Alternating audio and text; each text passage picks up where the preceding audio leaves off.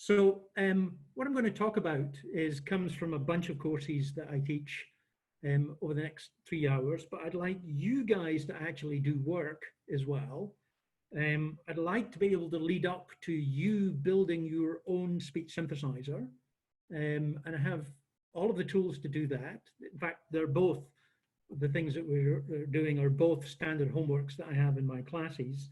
And with the idea that you record enough data to be able to build a talking clock in English to begin with, and or a language of your choice. Okay, and there's some restrictions on the languages that you can probably do for this, but I will be impressed if you can come up with a language that we cannot do, because we've done a lot of different languages. Well, we've released 700 different languages, synthesizers for different languages. And actually the second one that we do for building talking clocks in new languages, we actually use in a class I teach on with Laurie Levin, who talked to you earlier in the week, on constructed languages. Constructed languages are these languages like Dothraki from the Game of Thrones, Klingon from Star Trek, and languages that are, you know, exist in some science fiction world rather than the real world. Well, they might be in the real world as well. Given that there's only a few of us, please do ask questions at any time. Just unmute yourself and ask a question. I might miss the question to begin with, but just keep asking it until I actually answer you, because I want to get the information to you. I'm going to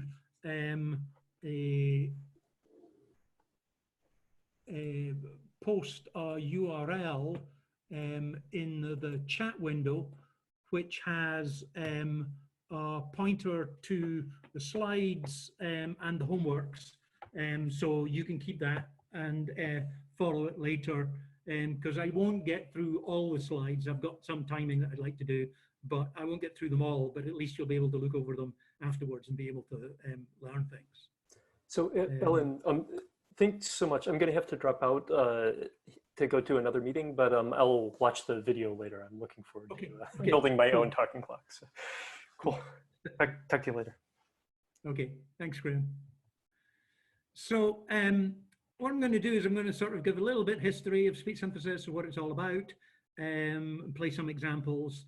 I'm going to talk about the current technologies that are available and their advantages and disadvantages, depending on the amount of data you have, depending how much you know about the data, know about the language, because sometimes that might be difficult.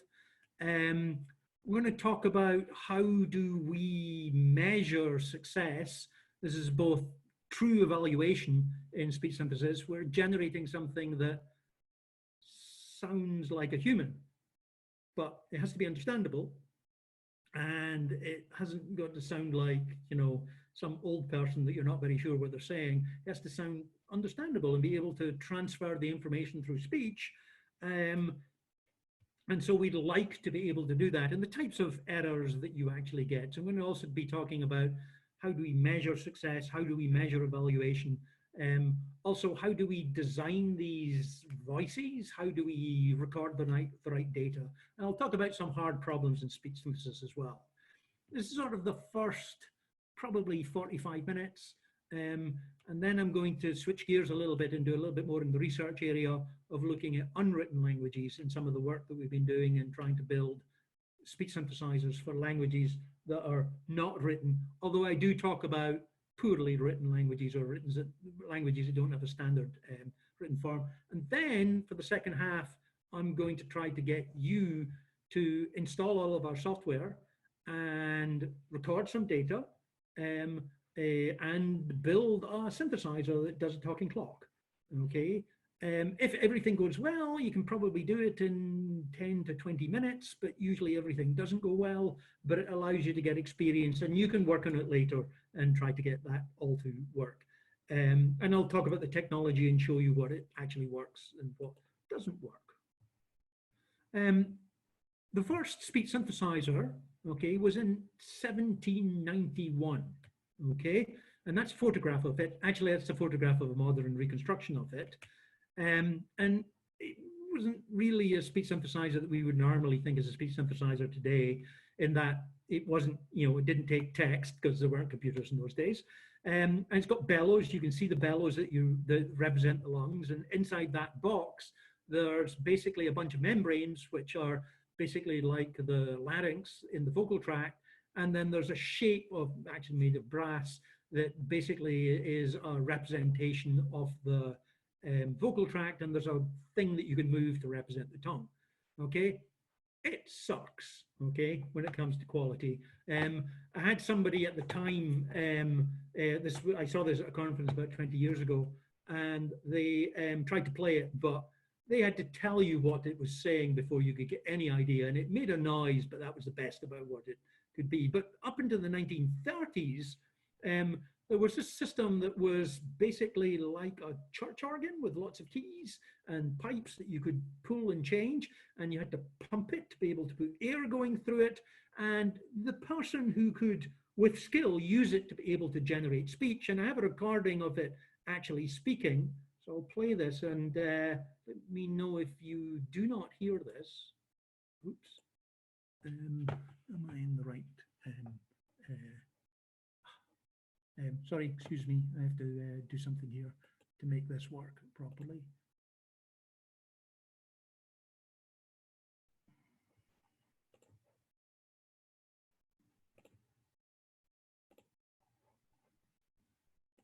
Will you please make the voter say for our Eastern listeners, good evening, radio audience. And now for our Western listeners, say good afternoon, radio audience.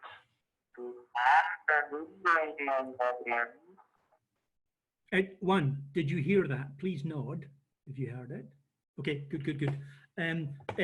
Now, notice that the radio announcer told you what it was saying, and therefore when it said it, it was understandable. And that's not a good way to run a speech synthesizer, because it's not really what we want to do. What happened in the early 60s and 70s is we actually tried to start building speech by constructing the signal, would be the best way to describe it. But once we got into the 80s, we realized we could actually record human speech and take little pieces of human speech and join them together. And this was called diphone synthesis.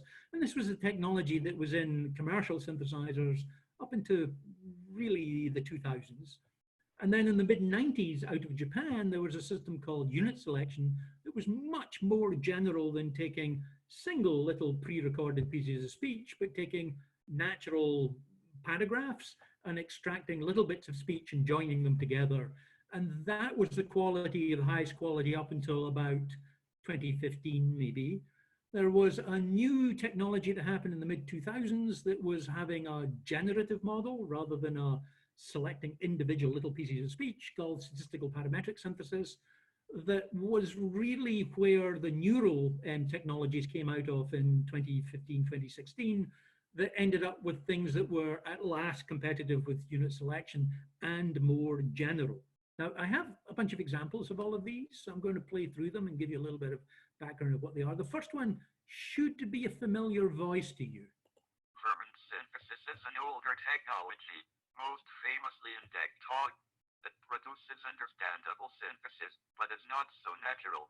It is, however, quite suitable for discussing the beginning of time and black holes. So that is Professor Stephen Hawking's voice, Cambridge University professor who died a few years ago. And when I say that's his voice, I don't mean that's a simulation of his voice. That's the physical box that he used to speak for most of his life. He sent it to me about 20 years ago in order to be able to build a software version of his voice, because it was a physical piece of hardware with chips in it from the early 1980s, and it was about to die. So we recorded it, and I recorded that example with it so I could play it in my classes. It's very understandable, but it's unquestionably robotic, okay? It doesn't have that sort of naturalness.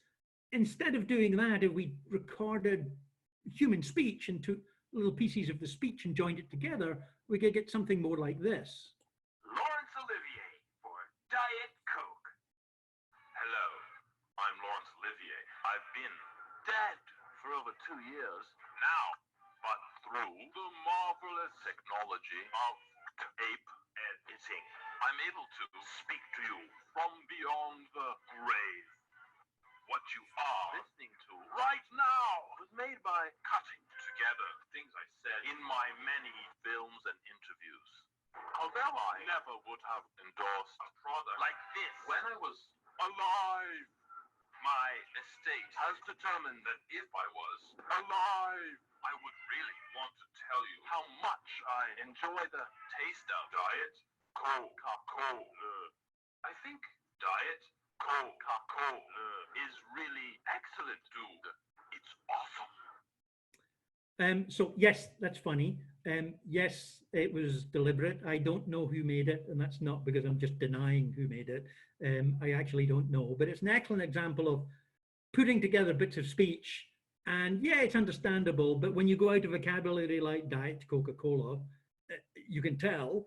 And also you can tell when the different, as he says, many recordings from my different films and interviews isn't the same recording background. So instead of doing that, maybe what we should do is we should put a person in the studio, record specifically information at the same time, and then use that to be able to build things. And that's what we do. So here's another example of this. And this is actually recording one example of each phoneme in American English once and only once. And we build a synthesizer out of it.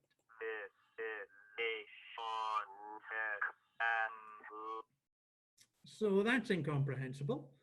I'm going to tell you what it says. It says, this is a short example, but it's got no modification of the duration. So all the durations are the same length. So it says, this is a short example. Now listen to it. Oops.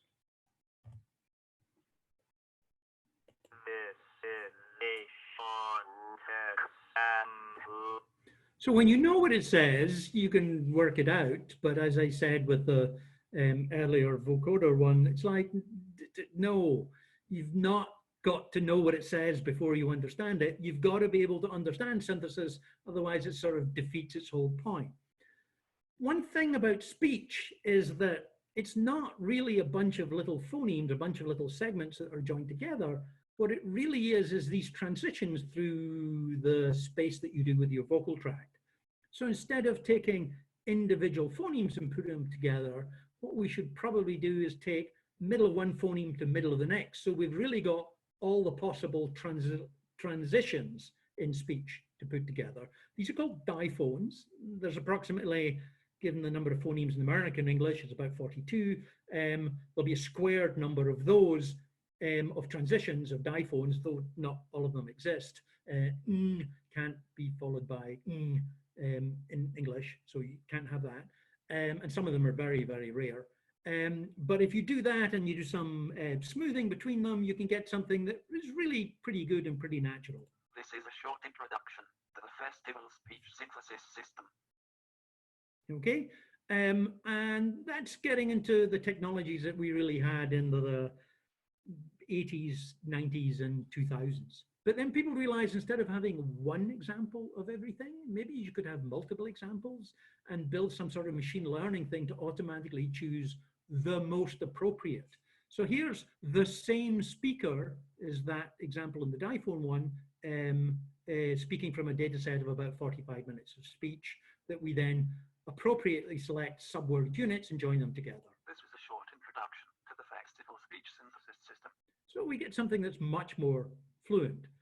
But the problem is that that's maybe not enough data. That was hand-tuned to make it sound that sentence particularly good. You want to do it fully automatically. Here's a system that does it fully automatically using our code. This is not the best on the planet, but it's a good example of what the quality actually is. This only has an hour of speech, and this was based on one of our students some time ago. This is a short introduction to the festival speech synthesis system. Actually, that's not from one of our students. That's from a professional speaker. It's understandable, but it's not very exciting. Normally in commercial systems, instead of having 1 hour of speech, they'll have 20 to 30 hours of recorded speech, which takes a long time to record. And the speaker has to be very consistent. So they really have to be a professional speaker if you want to be able to do that. we have statistical parametric synthesis, which instead of taking a small piece of speech about a phoneme length from a big data set, what we do is we actually average all of the examples together, and then we generate from that parametric model.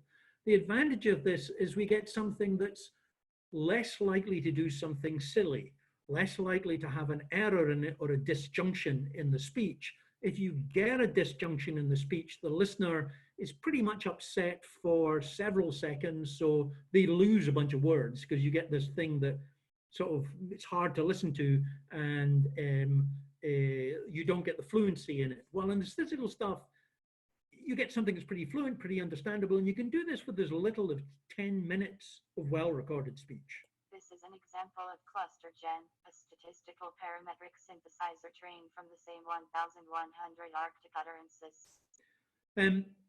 This quality is pretty good, and a lot of our work we use this synthesizer. It's not as good as a high-quality unit selection synthesizer, but it's much easier to make. And so, especially when in the low resource form, often this is what we fall back with because we're not going to get a high quality speaker, nor are we willing to invest the time and money to be able to do that, especially if you have to do 1,000 languages. In 2016, Google came out with a system called WaveNet, where they basically move statistical parametric synthesis and arguably unit selection as well. People are on the fence about which one it really is. It's a bit of both, where they're generating with neural nets. And this one is by far the best. The Blue Lagoon is a 1980 American romance and adventure film directed by Randall Kleiser. But you need a lot of time to train and a lot of data. So Google originally did this with 35 hours of data. And when I asked how long it took to train, they wouldn't say, but I believe it was weeks on most of their computers. Most of their computers. Nowadays, we can do it in about a week on a large GPU, but it's still pretty hard, but you really want a lot of data. And it's not quite as robust as the statistical parametric form, but it is better when it actually works. So these are the trade-offs between doing these different forms. Now, this is all very well saying, aren't these interesting things that we can do in speech synthesis? But what's really important, because most people actually, in spite of this being my research area, most people are not interested in speech synthesis techniques itself. They just want it to work.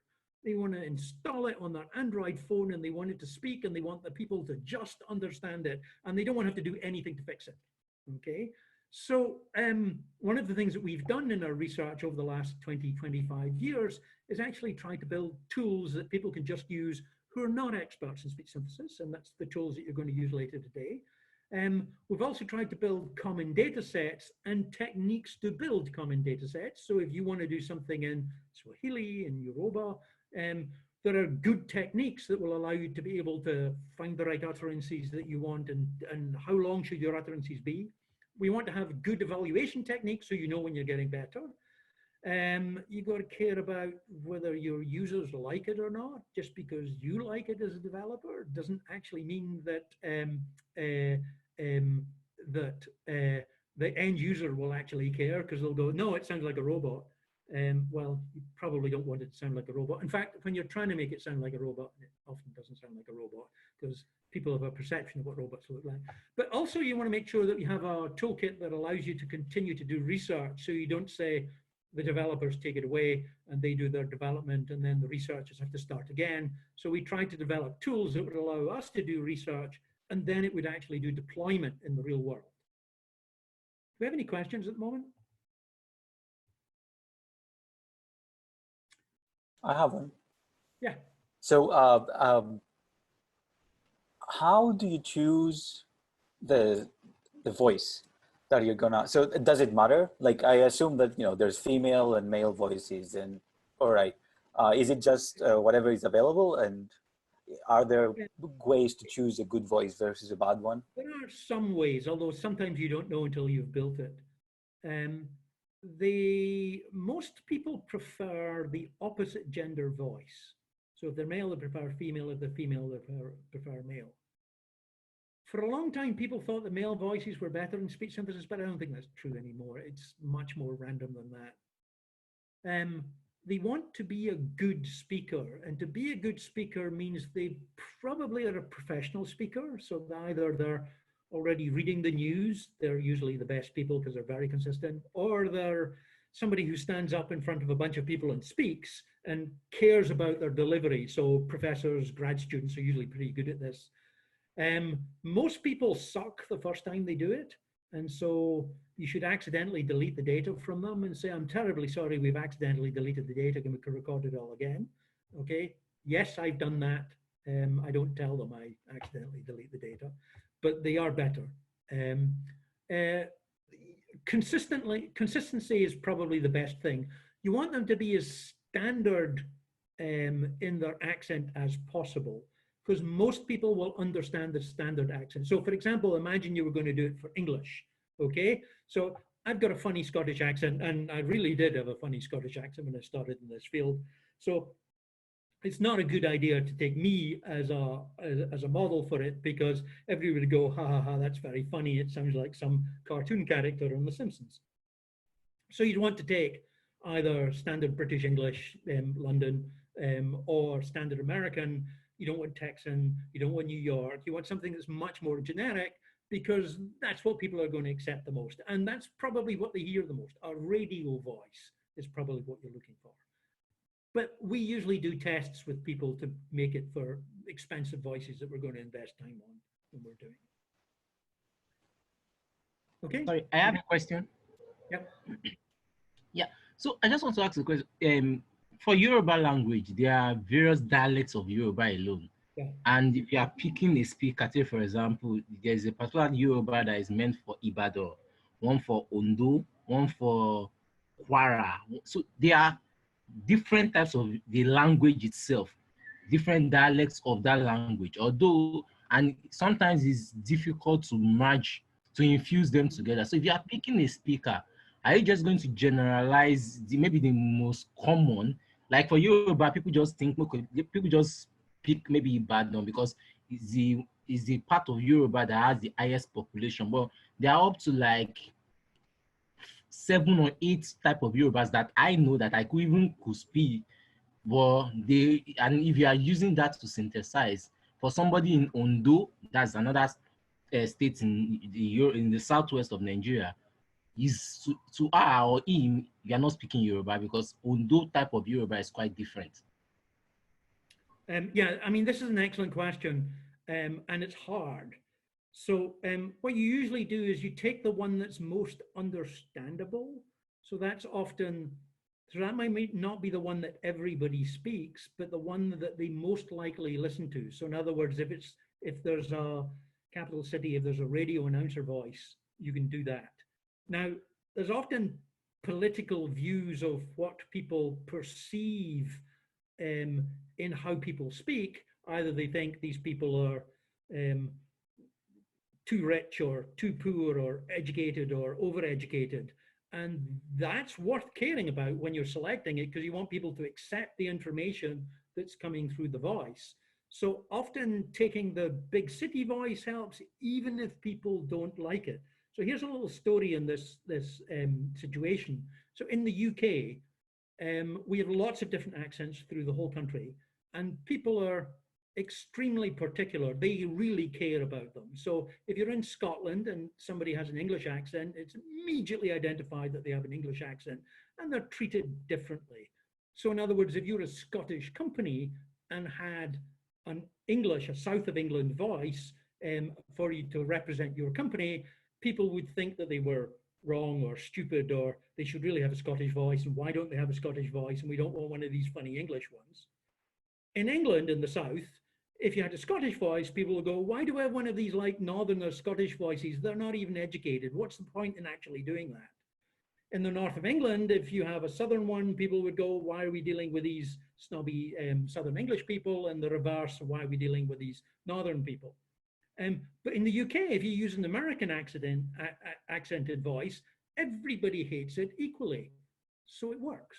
So you can get away with, oh, right, we all hate the American voice. I don't really mean that, but it's nobody's voice. But we're all used to it. We all understand it because we watch TV and we watch movies. And so you can get away with it. So sometimes it's not the most common or the most popular. It's the one that's most recognizable. It's what you want to do, but it can be subtle. There's a number of tricks you can do with this when it can be highly political about choosing which one it is. It's what you do is you make two voices and you let the end user pick between them. Because when they pick, there are much stronger views, even though both voices might be inappropriate for them, they get to choose and therefore they feel happier about it. And so often you can do that. And especially if you've got a third not very good voice, people will be happy with their choice. So you're tricking them at some level, okay? Which is not good, but if they understand it, this is good, okay? Toolkits, okay? Way back before I came to the United States, when I was at Edinburgh University, we started this system called Festival. This is not actually named after the Edinburgh Festival, even though that's incredibly famous. It's named after a beer in Edinburgh, which in turn was named after Edinburgh Festival.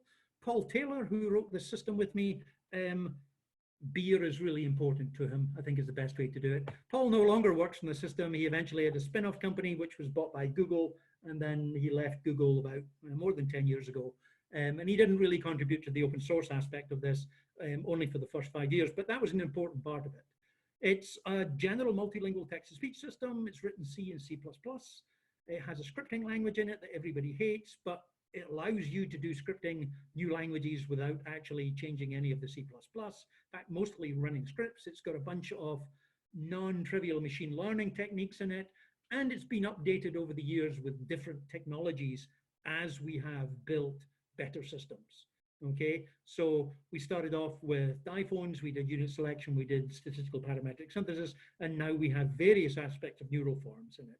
It's free software. It's actually the basis for many of the core company industry systems that are out there. They've often changed the code quite significantly, but you can often see history in even things in the modern companies today. I'm often not allowed to say it. It's free software, they can use it, and there's no restriction whatsoever. But because it came out at the right time, lots of people are somewhat dependent on the style and techniques that are actually in this system. When I moved to CMU, I realized that people just didn't want a synthesizer. They wanted the tools to build voices. And so me and Kevin Lenzo, who was a student here at the time, he's long since finished and now worked for Apple, and he's just moved to Duolingo,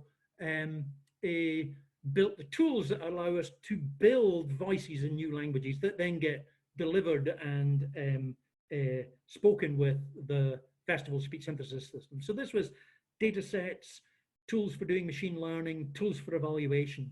And so the FestFox tool project, which includes Festival and the speech tools, the Edinburgh speech tools, is really the framework that we'll be using to be able to build tools, voices. Then later on, we realized that actually Festival itself is pretty big and not ideal for actually running on your phone, and was a really target because we wanted speech to be everywhere. So we built this thing called Flight. It's a fast, small, portable runtime synthesizer. It's written in C and C alone. It's very, very portable, and it runs on every operating system you've ever heard of, and even things that don't really have operating systems. That used to be hard. Now there really are only a few operating systems, so it's much easier. Importantly, it runs on Android and on iOS, so it runs on iPhones, and actually is often on Internet of Things devices that can't do anything apart from speak.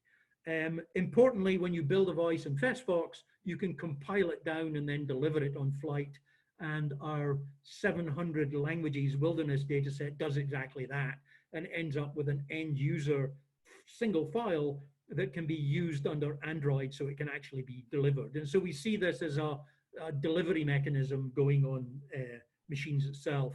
The Android TTS interface allows third-party non-Google TTS engines to be slotted in there. So any system that uses text-to-speech under Android can trivially use anything, including Flight. In fact, Flight was the example open source non-Google TTS system that they started off with, and they got it wrong with a few generations, but now it's pretty well supported.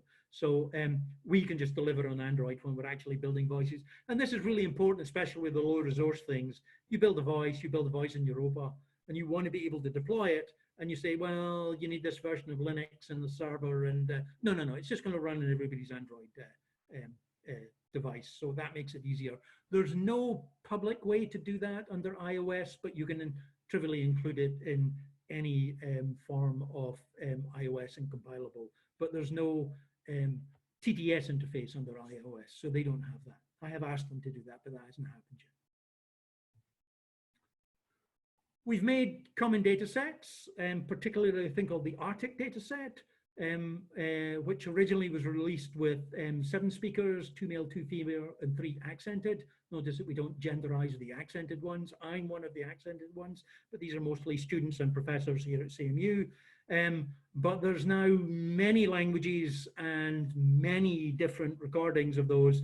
There's about 25 different English with various accented forms.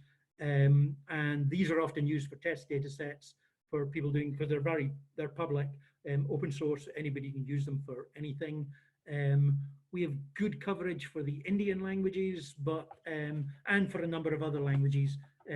But we include techniques of, given some text in the language, it will automatically sub-select appropriately length and diverse utterances that will allow you to be able to record things. We usually head for about an hour of speech. It's about 1,000 sentences, given the length of the sentences we select. Non-professionals can probably record an hour of speech without their voice going, but longer than that, their voice usually goes. It will take them about 3 to 4 hours to record an hour of speech, because they'll make errors and they've got to listen to or read what they have to do, so they don't do it in an hour. That doesn't actually work. Sometimes we can use audiobooks, recordings of audiobooks, and we have ways of segmenting them and aligning them. Sometimes with the existing audiobooks, we've used the Bible and the Quran because they're often available, especially in lower resource languages, and we have tools that help us take these, find the alignments, and find out how well we've done the alignment. Our data set that we do for English, we do it for out of copyright text so that nobody complains about it. That might not be appropriate for particular applications. Nowadays, we have tools that do it from Wikipedia if there is a Wikipedia for the language.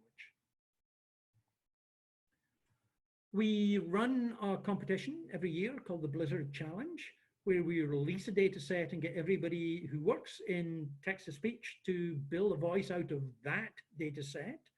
And then we run tests to see whether that's good or not. It says now in the 9th year, I think that's way out of date, so 205. So we just finished the, whatever year this is, must be 15th. It was Chinese, it was audiobook Chinese this year. Most of the people who took part were Chinese companies, but not all. Rather interestingly, we have lots of academics, lots of research labs, industrial research labs, and commercial companies, but very few in the US. And there aren't that many people working on text-to-speech in the US. Maybe that's because most people do American English first, and so you don't have to restudy that for other languages. But 15 to 20 groups are usually doing that. And that's where the most interesting novel techniques in text-to-speech actually appear in the Blizzard Challenge. We have a workshop every year, usually with Interspeech, where it tells you these things. How do we test things? Well, we've done a number of experiments. What do you ask somebody when you say, is this text-to-speech good? Is it natural? Is it understandable? We've discovered that the only way that we can get an answer that is consistent over different groups is the very generic question, which one do you like the most? Like most, the word like, okay? Don't say preference, don't say natural. You get different answers for that, and people are not consistent. They try to overthink it. You don't want them to overthink it. The technology that we now have, for the most part, is indistinguishable from natural speech. We usually have natural speech in the competition as well, and we compare to natural speech. It's not the other way. Natural speech can be distinguishable from the best text-to-speech, but the other way, when it's good, the best text-to-speech is as good as pre-recorded speech. We also try to teach understandability, and that's quite hard because most of the time it's understandable. And so what we actually do is we do what these called semantically unpredictable sentences, and there's one there. The unsure stakes overcame the zippy rudder. These sentences are very hard to understand if you don't see the text, and we ask people to write down what they hear. Usually we get errors somewhere between 50% word error rate, but this allows us to very easily discover which synthesizers are easier to understand and which ones are not. If they're standard sentences, most things are fully understandable, and there's maybe only about 5% or less than 5% that are erroneous. And the problem with that is that if we did that, we'd have to play an awful lot to an awful lot of people before we could work out whether things were good or bad or not. And usually it's some other problem. But here we can get a very big error rate very quickly, and this is well aligned with which ones are more understandable or not. Okay.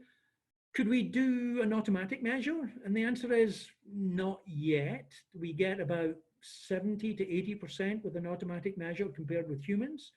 And it changes as we improve the system, but it gets harder as we improve the system. We're now at the stage where people say, I don't like that synthesizer because it sounds like my elementary school teacher. Or I really like that speech synthesizer because it does sound like my elementary school teacher. So it becomes personal preference. But if you get maybe 100 people listening to it, these will average out, and you can actually find out which technology is actually better. So what is how different is the state of the art across languages? So some languages might be easier or harder, but like these numbers that you just... Yeah, it's a good question. We concentrated in English first because everybody in the teams had English, some English speaking person in them. We then have flipped between English and Chinese because most teams have got a Chinese speaker in them. Doesn't matter which country they're in. And then we started moving to other languages, and we've done, the Indian subcontinent is probably the biggest group of other languages. And in general, the more work that gets done, the better they get. If you have good phonetics for the language, it really is just down to good quality recordings, and it sort of doesn't matter. That might not have been the case 5 years ago with, say, tonal languages, but I think we're there with tonal languages now, while we weren't when we first started doing Chinese. But now we can sort of do that. Then the problem becomes, do you have enough data? Is it is the language well defined enough to have a clear enough writing system that it's standardized enough? And that's really important. And once you go beyond the top 5, languages are not.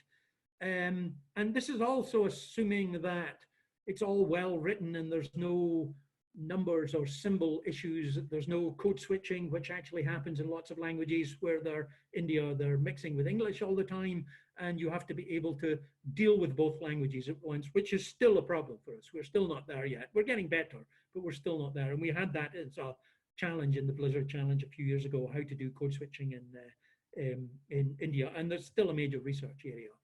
But in general, you can get an understandable synthesizer in any language if you get 2 to 3 hours of well-recorded, well-aligned data.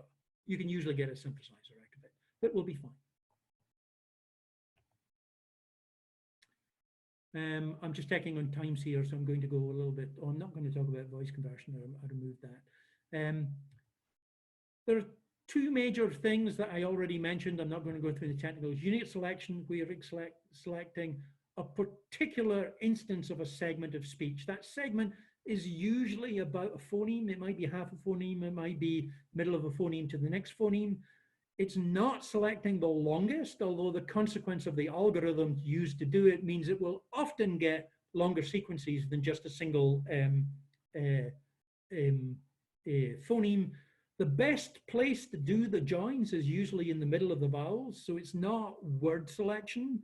It's usually things that you can't hear at all, but sometimes it's erroneous. Let me just play a talking clock here because this is the thing that we're going to do later. talking clock. So here's a talking clock. This is my voice. The time is now exactly 25 to 3 in the morning. Okay. And here's a targeted unit selection synthesizer for a bus information service that we used to run in Pittsburgh, but we don't anymore because they changed the system. Well, most people are using smartphones now, but they weren't when we first did this. Welcome to the CMU Let's Go Bus Information System. To get help at any time, just say help or press 0. What can I do for you? 61A. The 61A. Where do you want to leave from? Dynamo Way. Leaving from Dynamo Way. What is your destination? North Braddock. Where are you going? North Braddock. Going to North Braddock. When do you want to travel? Next bus. The next bus. Just a minute. I will look that up. The next 61A leaves Dynamo Way. Stop that, yeah, I can. I don't think you really care when the next bus to Dynamo Way is. It's pretty high quality. It sounds, for the most part, pre-recorded. It really is targeted towards bus information in Pittsburgh. It's super optimized for all of the place names and the types of templates that are actually being said. And so it sounds really good. But actually, that's what most synthesizers are. Everybody says, I want a generalized synthesizer that can say anything. But no, you don't. You want one that works for your application. And there is no generalized synthesizer. And it will always fail on some things. And so you wanted to do the things that you wanted to be good for. And it's good to design it to do that because it will be better. And the big companies do this as well. So I have a question. It's probably not as relevant, but it just was interesting that the synthesizer said just a minute. Is that something that it says so that the people feel like they're talking to a human? Like maybe a computer probably doesn't need a minute to, or even any time to evaluate. So are there these things that you code inside these things so that people think it's more natural, even if they don't really make sense? Yes, that's exactly it. You want it to sound natural. If it doesn't do that, people think it's weird because it's quite natural. Okay, and so you can sort of confuse people by suddenly not natural. We did a bunch of experiments on how best to give information with a synthesizer, because if you say, when's the next bus to Dynamo Way, and the system then says 3:15, people go, wait, what? What did you say? Because you just suddenly gave the information. Well, if you say the time for the next bus to Dynamo Way is 3:15, people are building up to get the information, and then they get the information. So you don't just want to give the information, you want to have it in a form that they're used to listening to what the language is. Arguably, humans do this when they first greet. I don't know if this is really true, but when they first greet, they'll say something that's very understandable, like, hello, and we can identify accent, we can identify gender, we can identify maybe how interested or how pissed off they are about something, and then you can continue with the conversation before you start the actual complaint or the actual question. If you're a Brit and you're asking questions and you go into Starbucks, you're going to say, excuse me, if it's not too much bother, I'd greatly appreciate the possibility if you might give me a cup of tea. So you're building up to the thing that's important. Tea is the only thing that's important. While if you're an American, you're going to go into Starbucks and say coffee, because that's the way the Americans speak.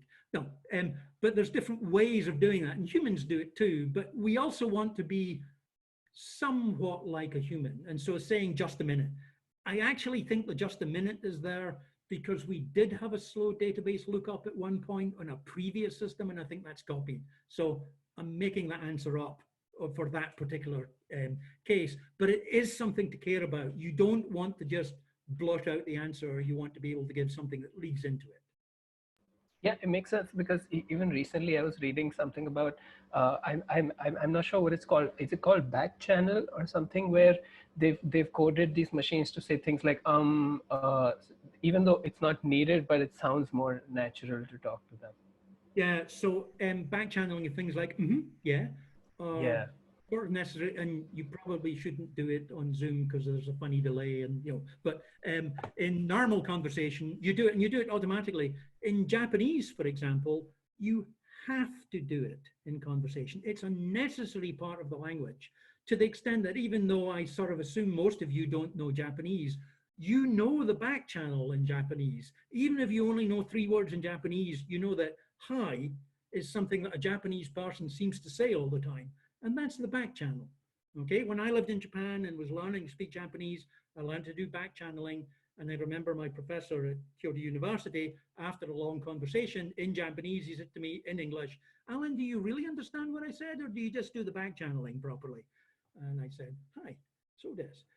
Because you can do the back channeling properly and it sort of works. But if you do not do it and understand what's going on in Japanese, the speaker assumes you don't understand. Okay, and that's sort of true in person as well. When you're meeting somebody for the first time, you want to know, do they get, but actually in dialogue systems, automatic dialogue systems, it's quite hard to get the timing of that right. So you want to be careful about actually doing it in real systems, because unless you get the timing right, it really interrupts the conversation. We moved on to statistical parametric synthesis. I'm not going to go into details, there's indexes into it. And more recently, we've got neural forms. Neural is really good when it works, but you still need a lot of data and a lot of training. And it's sort of got the best parts of maybe both the previous systems, but it's got some of the negative parts where, whatever you generate will sound like what your pre-recorded data is. And so this is important when you're recording data. So for example, if you build your data on a newsreader, your synthesizer sounds like a newsreader. If you build it on isolated words being spoken, your synthesizer sounds like isolated words. And it's really hard to move away from that style. So you want the recorded data set to really be the style that you want. And even the neural stuff, although there are techniques to do augmentation to new styles, it's not really there yet. The best quality is record it with the person knowing what you're going to use it for and performing as if they are being the application. That's the best way to get the best data out of it. So what do you do when you're building voices in a new language? Because we're going to do this. You probably need to know about the phone set, and that's basically the phonemes in the language. Some languages have a better writing system and a more phonetic writing system than others. English is one of the worst on the planet for this. As you all know, the pronunciation of English words has got almost nothing to do with how they're written. And if you're a native speaker, well, even when you're a native speaker, you can tell that. It's just weird. Technically, if you know which language the word came from in English and which century it came into English, then there's pretty strong rules that tell you the pronunciation. But we don't know that, and no, the machine doesn't know that, so it means it's hard. So it means you've got to have a list of words to pronunciation, but we've still got very confusable words, even between American and British English. There's just different pronunciations, and you just have to know what they are. Okay. You need to know about what the pronunciation of these are, and you need to know about the pronunciation of words you've never seen before, so you can guess. Okay. When I had to read out your names earlier today, I had to guess, and I didn't get them all right. Okay. Tanmay I would have got if it had been separated, actually, because I know other people called Tanmay. I should have noticed that. But you learn things. Take Chinese names. Chinese names actually have a very standard pronunciation in English if you know what it is. Q is ch, X is sh. And if you know that, it becomes very easy. V is and you have to know that. But once you know these rules, you can pronounce most Chinese names such that they're not as confusable as what they are when they're written, because it's not very clear. You need a phonetically and prosodically balanced corpus spoken by a good speaker, at least an hour, probably 3 to 5 hours. Once you have somebody in the studio, it's quite easy to get more data out of them. But you need to know what sentences to record. We have techniques to do that. You have to care about text analysis, so you have to know about the pronunciation of numerals.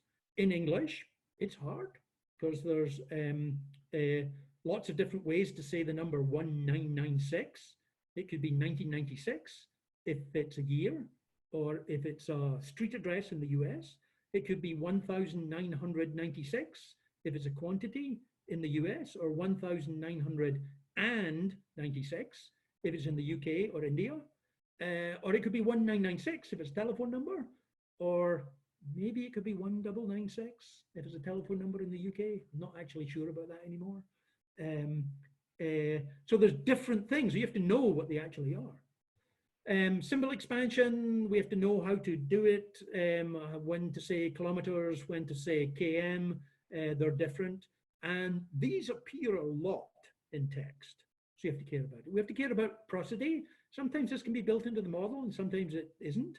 So it's not just saying the phonemes, it's actually getting the prosody right, getting the focus right, making it sound authoritative, making it sound not authoritative when it's not. We have to care about generating the waveform. So this is going to do unit selection or statistical parametric synthesis or neural forms. And there's often something else that's hard. And as I go through all the languages of the world, there's always something else that just makes it harder and harder. So Arabic doesn't write most of the vowels, so you have to get them from somewhere. That's hard. Chinese, Japanese, Thai has no word segmentation, so you don't know where the word boundaries are, and they're important, okay? There's number declensions in most of the Slavic languages, so you have to know what the number refers to in order to be able to make the pronunciation.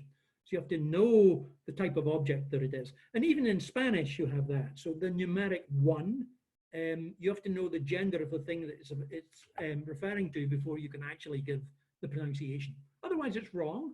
Sometimes that's okay to get it wrong. Sometimes people just think it's mildly amusing, which is good, but sometimes they just don't understand. It's like, well, what did it say? And so it's important to get all of these. And there's almost an arbitrary number of these other things when you're dealing with a language. One other thing that nowadays we have to care about is code switching. Is often there is words from other languages embedded in a particular language, and you have to deal with those too. And so, for example, say in Hindi nowadays has lots of English words in it, but they're not pronounced in standard English way, even though the speaker, if they spoke, say, Indian English, they would say the word in one way, but when they're using that word in English, as it's often called, they say it in a different way. It's slightly more Hindified than what it is when they're speaking Indian English. And that's important to get right. Otherwise, people get confused or they don't trust it because they think, why is this Hindi person speaking with a funny American accent? That's not right. And so it's important to try to address these issues as well. So you need a good corpus. We usually talk about nice sentences when we're recording. And by nice, we mean things that people are not going to make errors with.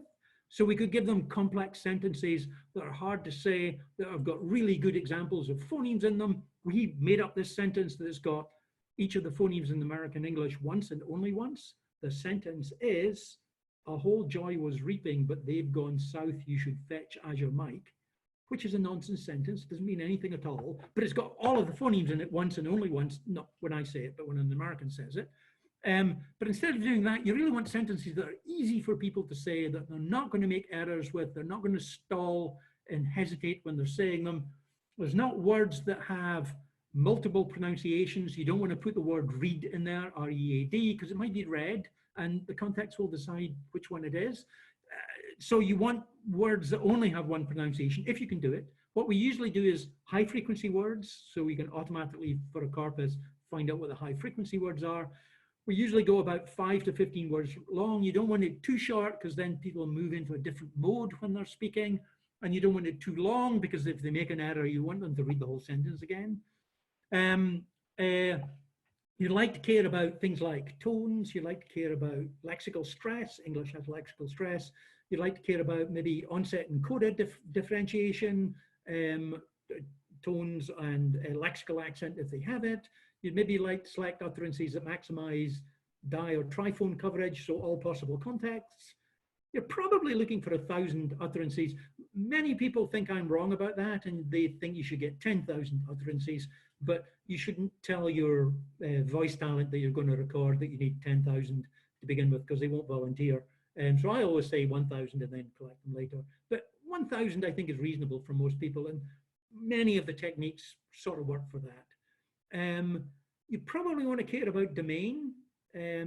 if you're going to do it for addresses, you should get addresses. If you're going to do it for chit chat in an Alexa type system, then you should get chit chat in an Alexa type system.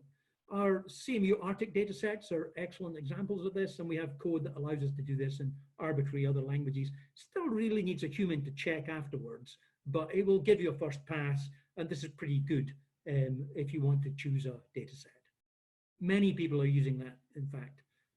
Actually, the Yoruba data set that I had, which I don't even know where it really came from, had clearly used my code to do the generation. And I noticed that Etienne Barnard from South Africa was listed on it, and it was probably through him because he's often used our code to do this. The hard problems to speech synthesis still text normalization. You know, if you think about Twitter, what people do with abbreviations, if you think about intonation modeling, is like, I want it to be more engaging. I want it to be more polite. I want it to be more, well, feeling, okay? And we don't know how to model that in speech yet. Yes, if you say things like that to an actor, they can do that, but it's not clear how to do that computationally once you've already recorded things. So these are still issues that people are trying to do. And real conversational speech is still something that we're not there. We can do these isolated utterance things quite well, but real speech is hard. However, it is worth noting that if you listen to speech synthesis even a little bit, it sort of gets better because you get used to it and your ear adapts very easily, which makes it hard to evaluate. So if you work in speech synthesis, it sounds great because you're just so used to it. But if you don't work in speech synthesis, it really does sound shitty. And it's very hard to convince yourself that when you work in the field that it really doesn't sound very good. And therefore you've got to do interesting unseen tests to try to affect your own ear so that you don't get confused about that.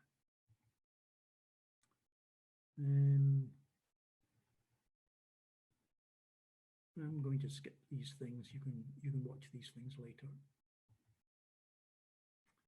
Okay, let's finish the first part. I'm going to skip onto another slide deck after this. It talks about unwritten languages and low resource forms of doing text-to-speech. Do we have any questions at the moment while I'm changing a slide deck?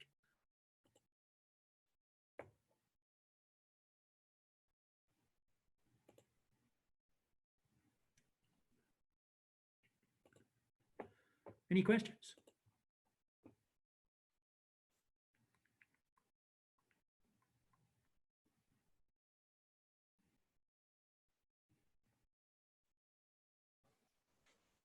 Well, I have a question too, Yeah. if none of the interns do. So we mentioned that it would be better if we have like an hour or maybe a lot more, but really good quality speech and from sentences that we can control. What if we have like 100 hours from a radio show, right? Yeah.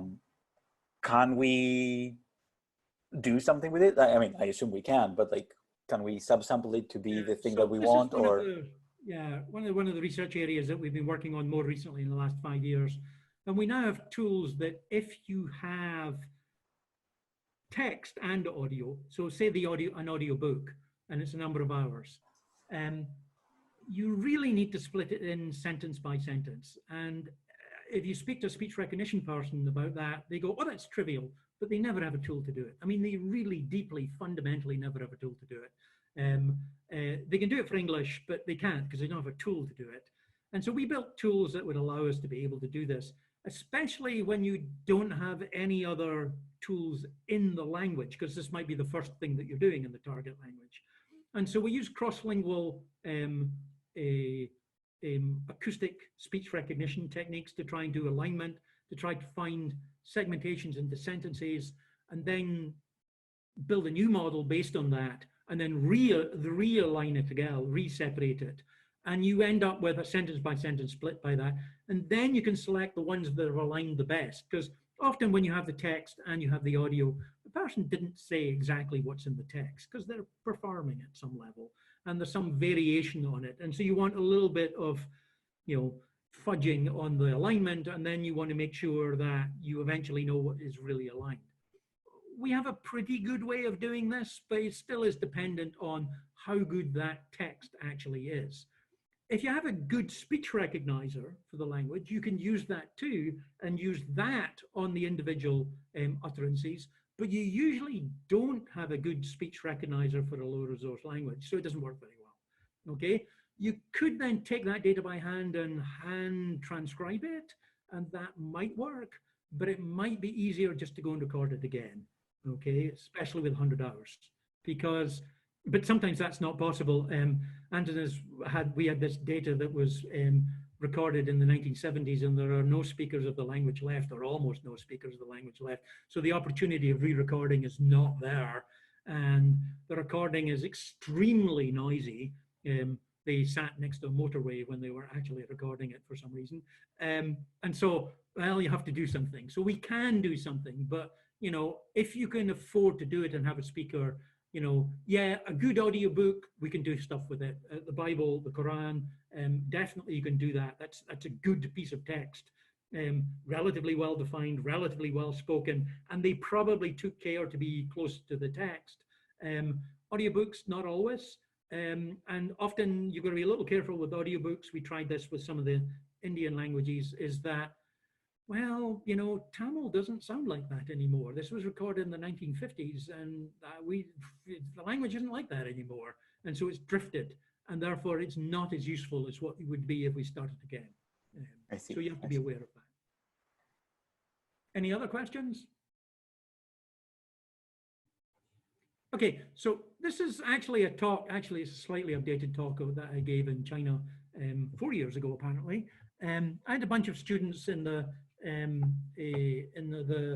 mid-20 teens who were working on aspects of low resource languages.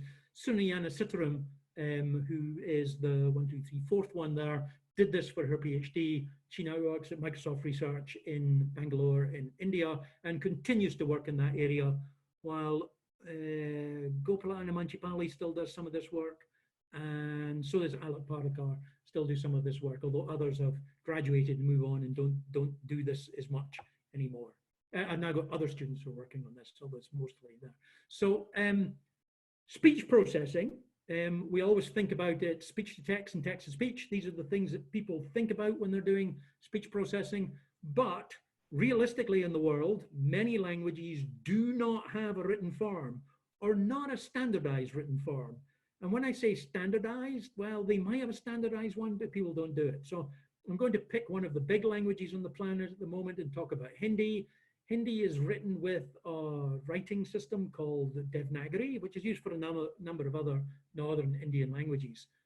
And although most Northern Indians are taught it, and some Southern Indians are taught it at school, by the time they get to university, they're typically not writing in Devanagari Hindi anymore.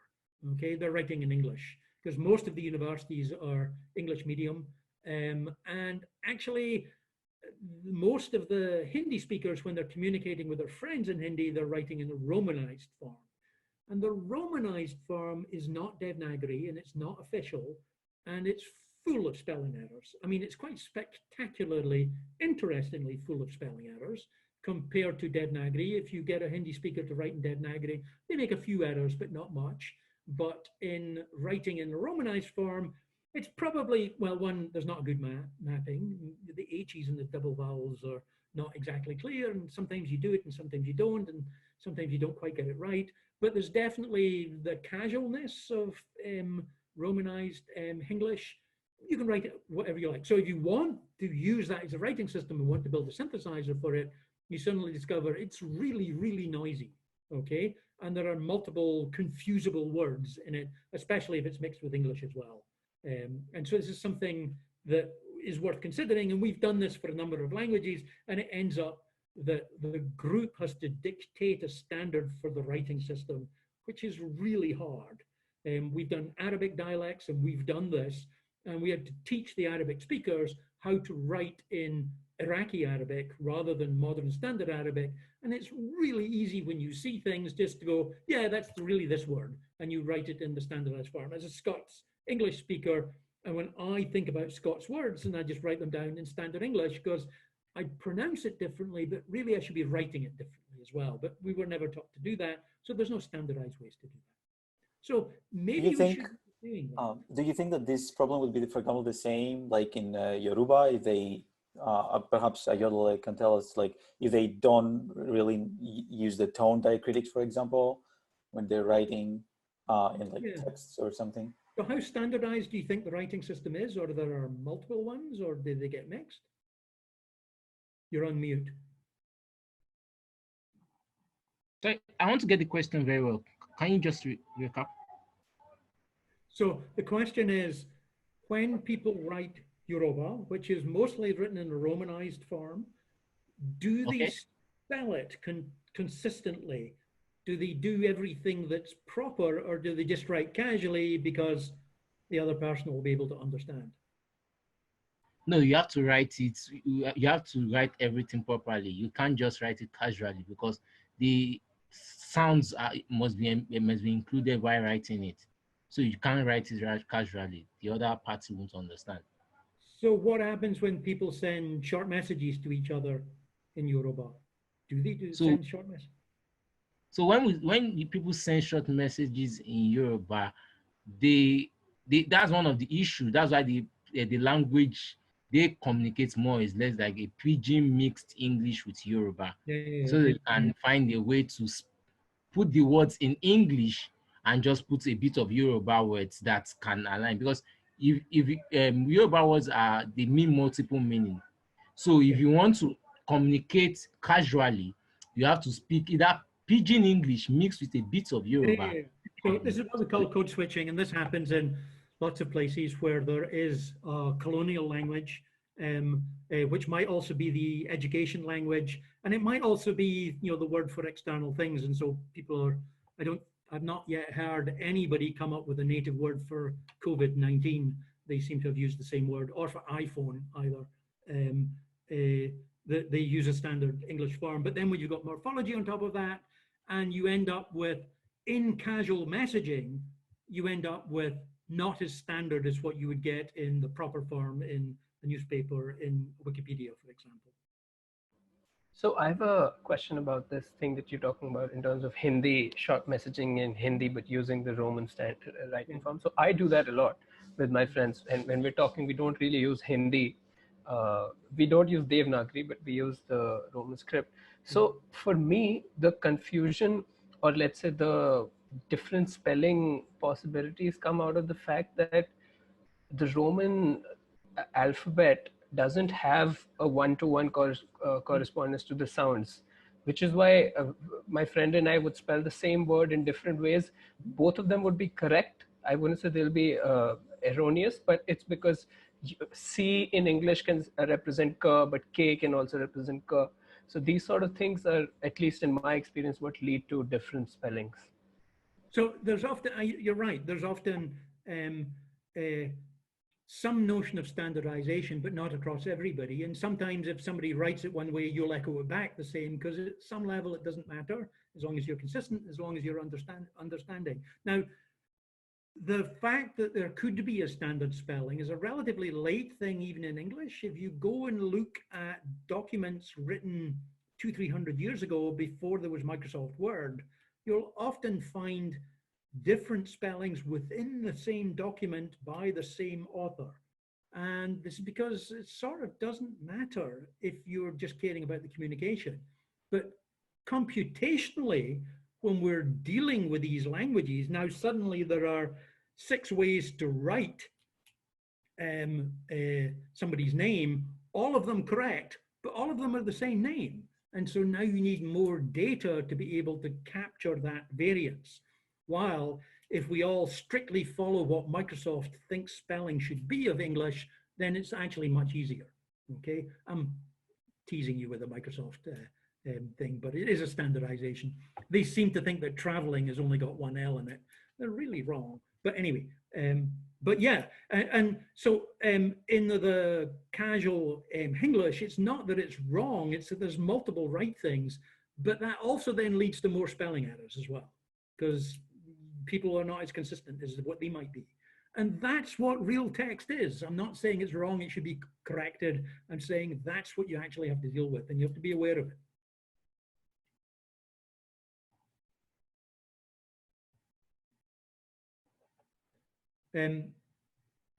I'm going to skip into highlighted points that I've often talked about this. One thing to notice that the writing systems are almost always not for the target language. They're always borrowed from something else. Yes, Korean, that's not the case. So we've got Latin characters for English. So there's a whole bunch of noises in English that require multiple letters to be able to cover.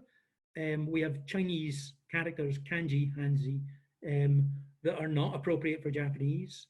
We have Arabic script for Persian and Urdu. These languages are not appropriate for the Arabic script, but they're used, and that's pretty common. So even with Chinese, it's really ancient Chinese that the writing is formed, so that you get these mismatches. And so we should be used to this even in our standard forms.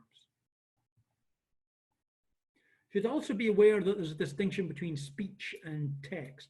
In some languages, it's explicitly talked about, and people talk about spoken Arabic versus written Arabic, and they have different names for these languages. Tamil explicitly talks about it in southern India, or there's a written Tamil and there's a spoken Tamil, but this is relatively common and actually appears even in English. You know, the word gonna, I don't think that's a British English word, but most people would write that down as going to, and I'll would be written I will, but it's perfectly reasonable to say I'll when you're reading it.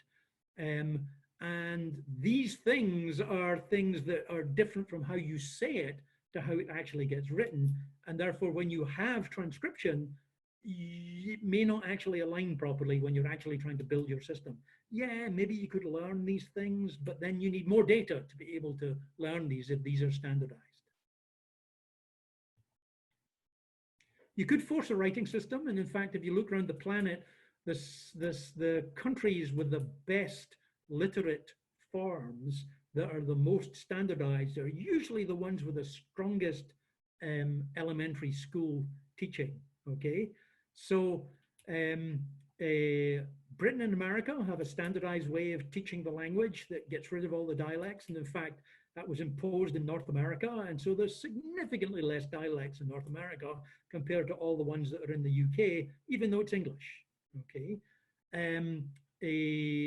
China has managed to standardize their language in only the last 50 years, and there were way more different forms. They call them dialects, but they're really different languages, whatever the definition of that is, which is also political.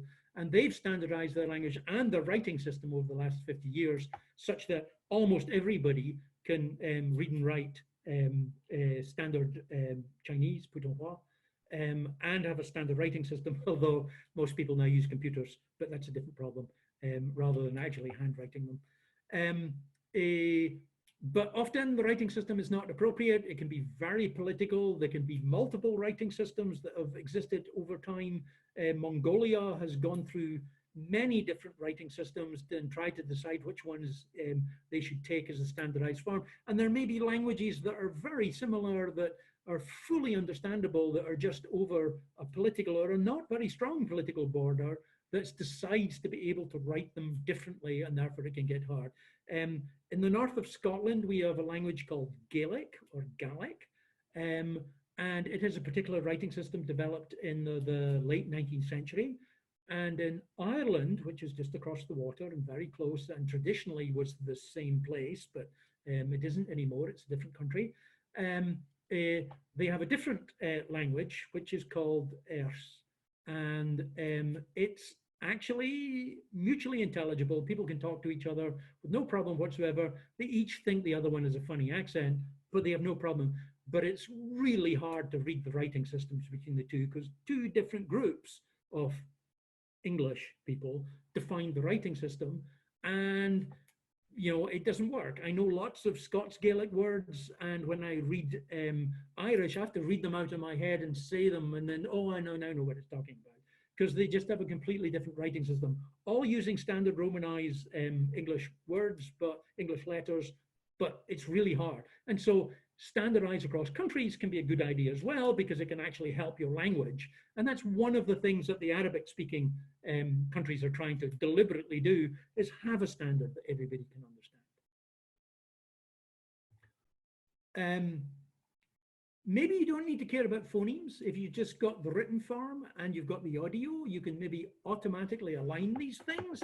And this sort of works. Even for English, it sort of works if you have enough data, but you've got to have enough data. Let me play these. Actually, let's confirm that they work. Oh, no, they don't. Oh, that's because I'm not in the view mode.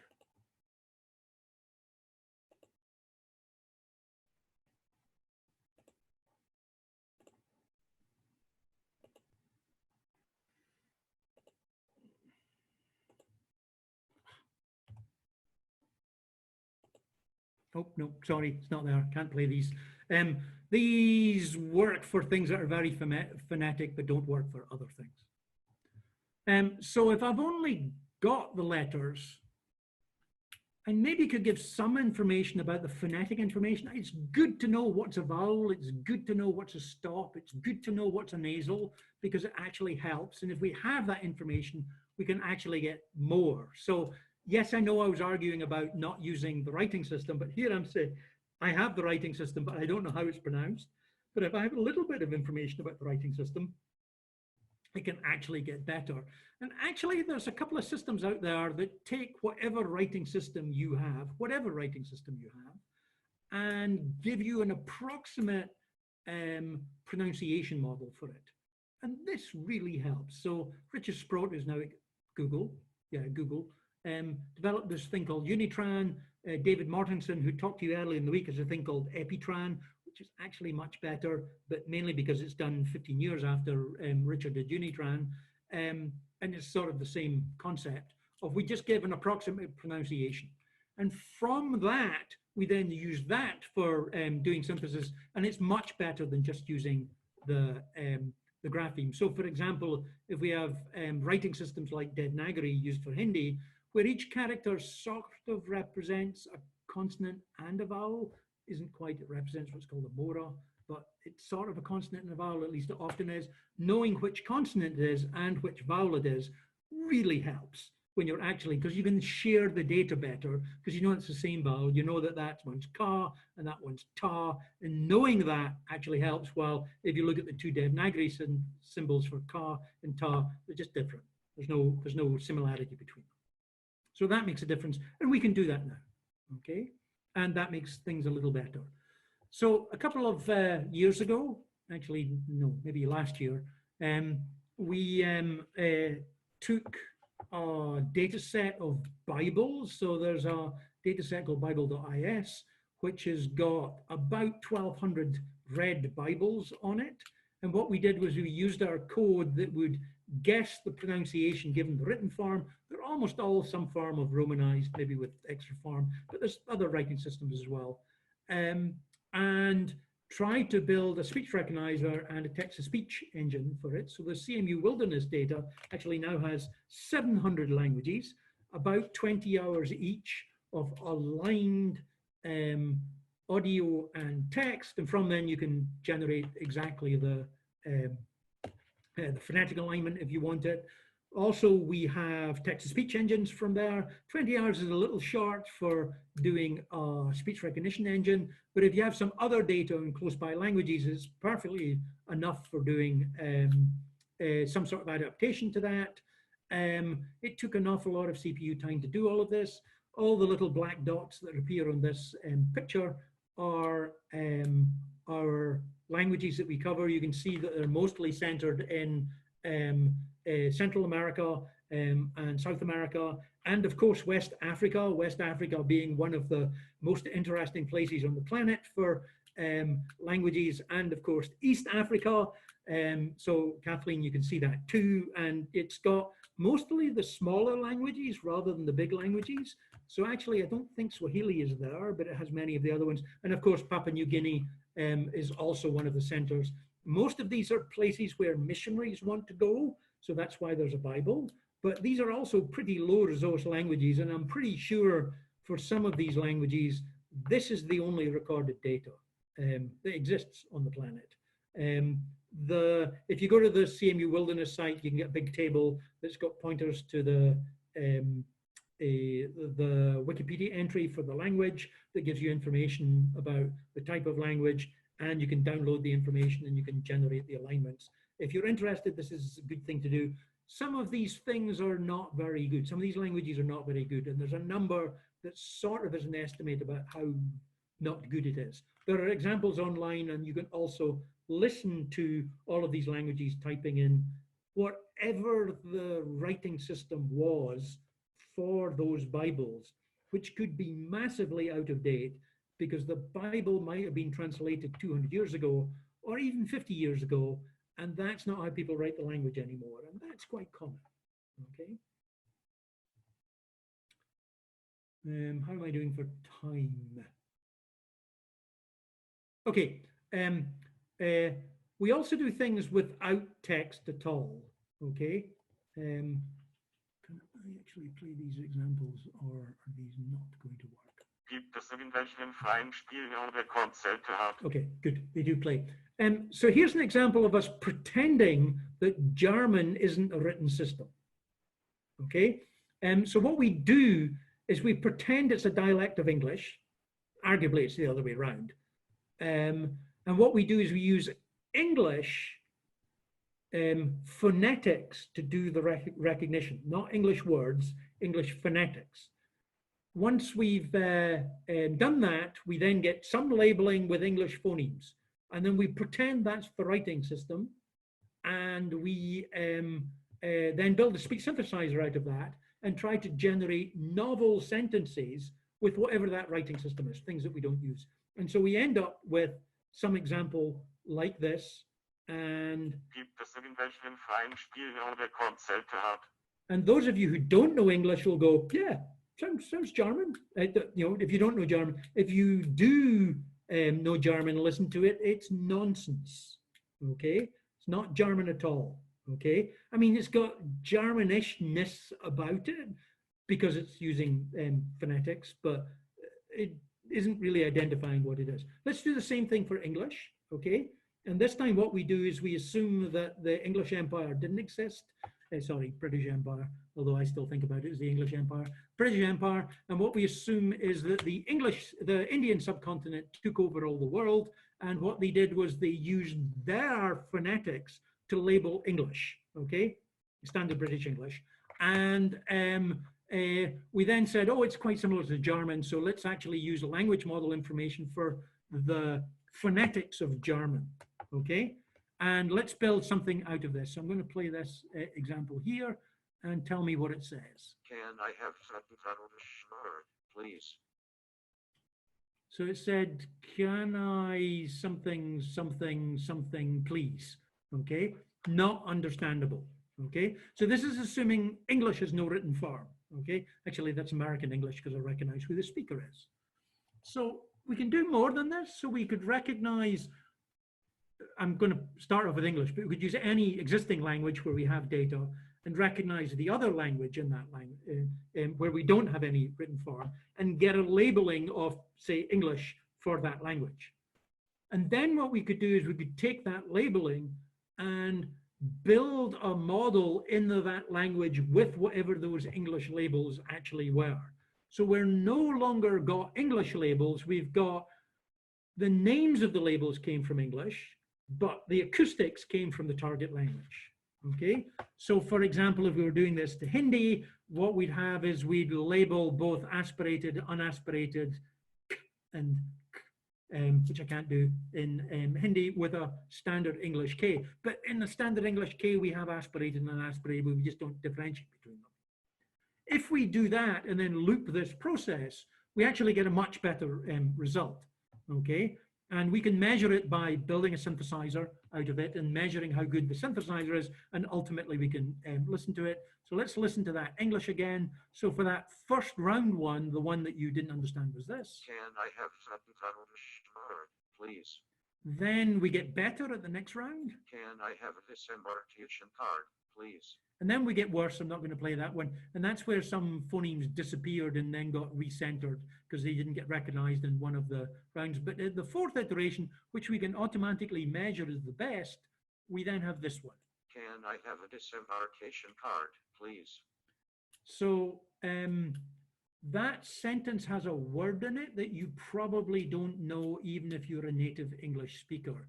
It has the word disembarkation, but you probably got that, okay? It's actually a translation of a Japanese word into English. In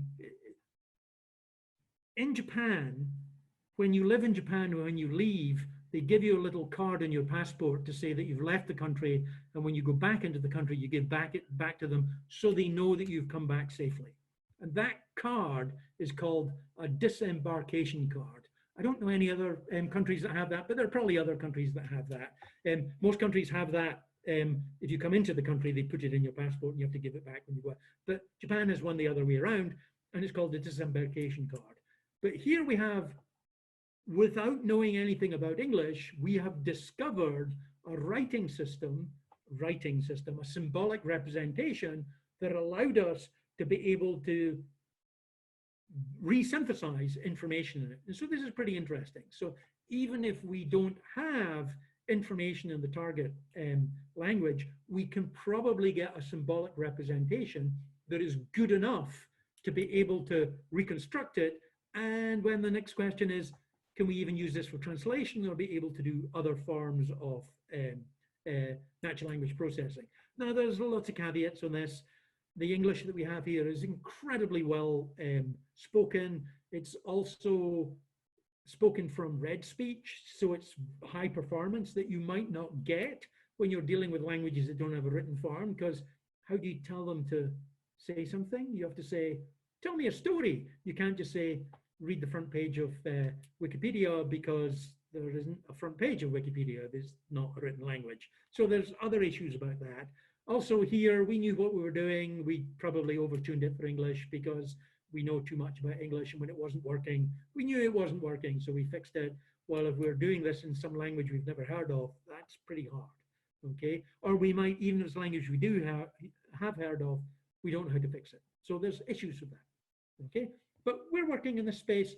We've also tried to do translation from these things, some of which is in these slides, but I'm going to skip that. And more recently, we've done things where you can get reasonable, but one of the things we'd like to be able to do with this is we'd like to be able to discover word type objects, because just discovering these phoneme type objects, there's too much noise in them, and we'd like to be able to standardize them into some form of repeated multi-phoneme objects, okay? Now, we're not going to define them as words in the linguistic sense of words, because that's really, really, really hard, but we'd still like to get clumps of things out of them. And we've done various experiments of looking at n-gram sequences, looking at BPE, which was maybe mentioned, byte pair encoding, of looking at what are the most likely sequences over time. There are people, particularly the group at Edinburgh University and now South Africa, Hans Kamper, for his PhD, has been looking at, can I discover these objects automatically from the data? And yeah, there's some interesting things that can happen, but you need quite a lot of data to do this as well. But that's still something that we'd like to be able to do, so we could do full understanding, dialogue systems, question answering without ever coming up with the writing system for the language, okay? And that would be good. I think that's a good target to try to do, because it could be easier to deal with lower resource languages than the noise you get when people try to write them. Okay, there are more things in here, but no cool examples. So that's it for the unwritten languages, okay? Does anybody have any questions?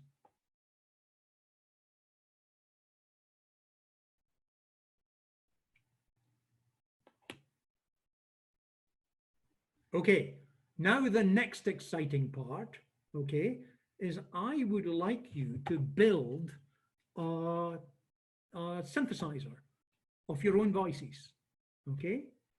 Now, There's a number of steps involved in this. One is you have to install a bunch of software, or it's installed in Clio so you can use it, but you have to record some data, actually 24 utterances, and then get them to Clio, or you could do it locally on your machine. If you have Ubuntu Linux, if you have Mac OS, if you have Windows for Linux, then this is all very easy. They should just work with no problem at all. If you don't have a standard shell already on your machine and you have a C compiler, if you don't have that, then I would not try that, at least not this time. I would use Clio to actually do it. Clio, I assume, is the machine that you recognize the name of that you've been giving access to. Okay, what I'm going to do is I'm going to do it here, okay, and I'm going to show you in a shell what I actually do to do this and the stages and try to explain what's actually happening.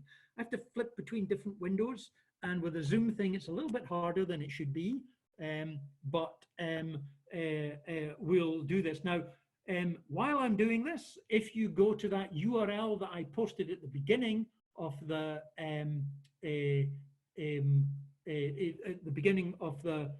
lectures, there are two homeworks there. The first homework is one of the homeworks I do in my speech class, which involves building a talking clock and explains how to install all the software and make it actually work. And the second one is harder, and that is you build a talking clock for your choice of language, probably not English, where you have to design what the prompts are.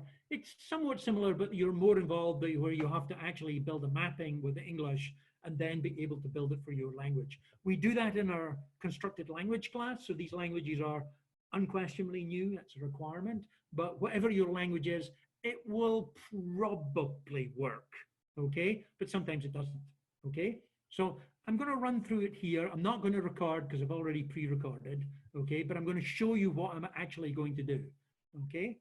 Do we have any questions?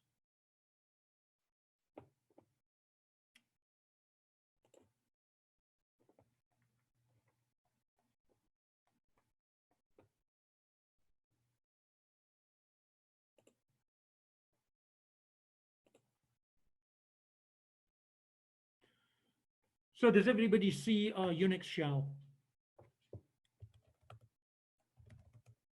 Do you see a Yes. shell? Doug? A yes. So I'm going to make my third clock of today. The first thing is that you need to install a whole bunch of software, okay? It takes a while to compile, although I did it just at the beginning of this on Clio and it didn't take very long. The easiest way to do this is if you go to Google and search for CMU Wilderness, okay? And CMU Wilderness, you'll get to a GitHub page which has got the CMU Wilderness 700 synthesizers, and it gives instructions about how to install the code. And basically you do a GitHub download of all of the Wilderness stuff. It's not all of the voices, it's the index of the voices. It's very small, well, relatively small. And then in there is a script which makes the dependencies, and that builds the whole code, okay? If you want to start doing that, that's a reasonable thing to try to do, because there is a whole bunch of code and there's a whole bunch of scripts, and those are the scripts that we're actually going to use to build things. And once we have these scripts, it works pretty easily, okay? Feel free to ask me questions if you don't understand how to do that or don't know how it all works. It is all installed on, actually, let me explain some of this. Once everything is installed, actually, let's just do that. Whoever found like the CMU Wilderness GitHub page, could you post it on chat so that, you know, just in case we're all on the same page? Yeah. Or maybe, let me see if I can find it. I'm about to do that. Ah, okay.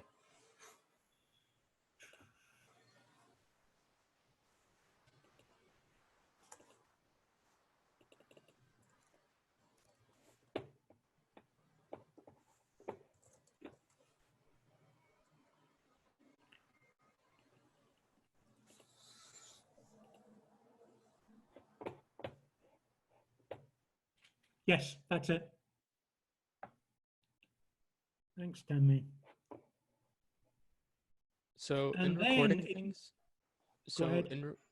in recording things, will we be recording them off of Clio, or will we have to use our local machines and then get them onto They'll Clio? have to be on your local machine.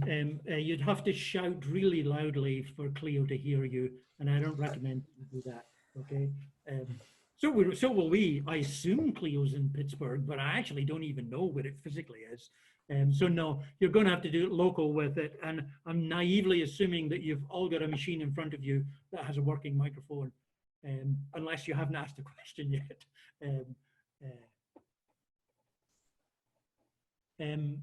So there's a bunch of apt-get things that are mentioned on that wilderness page.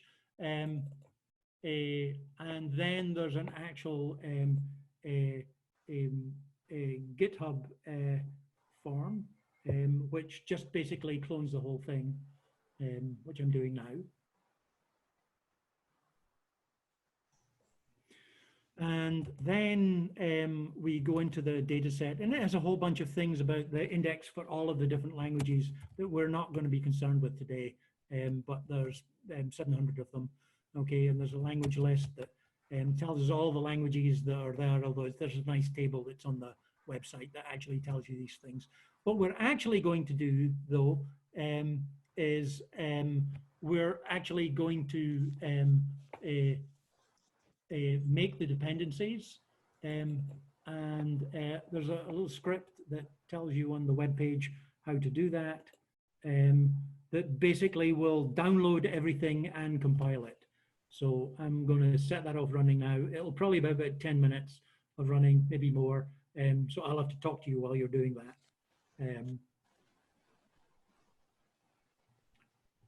This mainly gets the Edinburgh speech tools, the Festival speech synthesis system, a Japanese signal processing toolkit that we've used for many years, and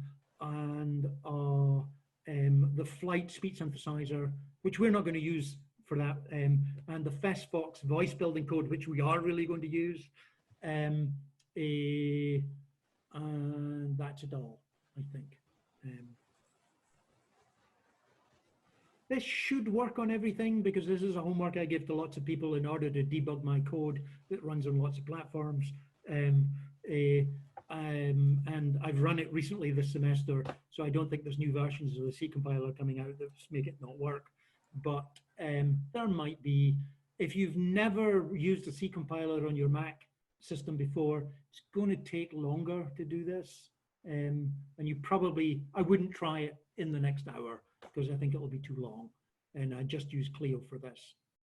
Once it's all compiled, okay, is it doing the right thing? Yes, it's doing the right thing. Once it's all compiled, there's a bunch of environment variables that have to be set so that we can use all the tools, and using this way to do it, it puts them all into a single script file, which if you execute, actually you've got to source it, but I'll show you what I mean by that in a minute when it's all finished, or put them in your bash RC so that they get executed every time. Okay. Please, all of you, tell me if any of you are trying to do this. Is that a yes or a no? I'm doing this. Okay, yeah, good. I'm currently making the dependencies. Yeah. Okay. I don't think I can do it because I can't install these packages on Patient. Yeah, Danmai doesn't have access to Clio, but he has access to David Mortensen's agent and Patient machines. Oh, so right. What are the prerequisites for Mac if you have them not with apt-get? It's still, so, you need a C compiler environment, but the hard one that you need is libcurses 5. Okay, it's got the same name under the Mac OS. All right, I'll try it on my computer then. There's a second line there of C shell, FFmpeg, and HTML to text. They're not needed for what we're doing today. That was for the Bible stuff. The FF to MPEG is a thing to convert MP3s to waveform files, but we won't have any of that problem here. And maybe socks, because it's got a play command, and nobody wants commands anymore, which are really, really useful.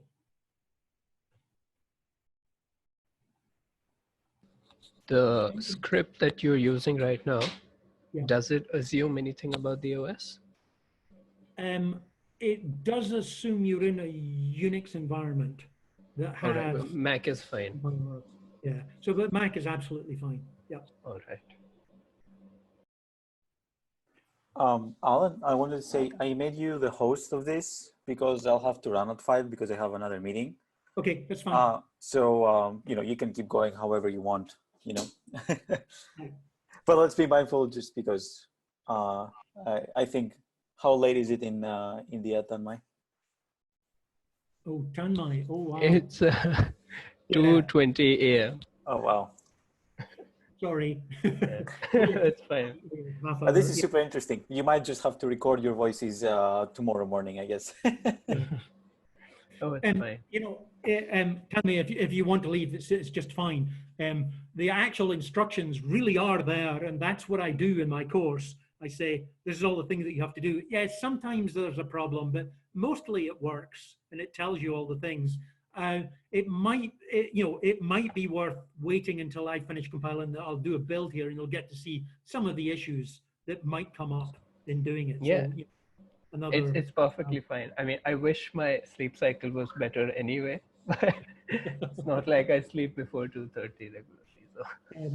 Our students at the moment, many of them have gone on internships for the summer, and many of them have gone to California, but of course they've not gone to California. They're just working with people that are in California, and they're still sitting here in Pittsburgh. But, you know, they're all saying they've got to change their time zone 3 hours to be able to have their meetings out there. And I remind them they're at CMU, and they don't get up until noon anyway, and they work till 3 a.m. anyway. So it doesn't actually make any difference. You know? Yeah.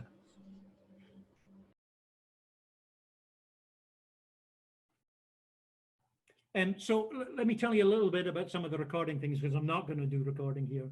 There's a cute little script in our stuff that allows you to do the recording. It almost never works because almost all operating systems change the way they do recording every 20 minutes so that nothing works, okay?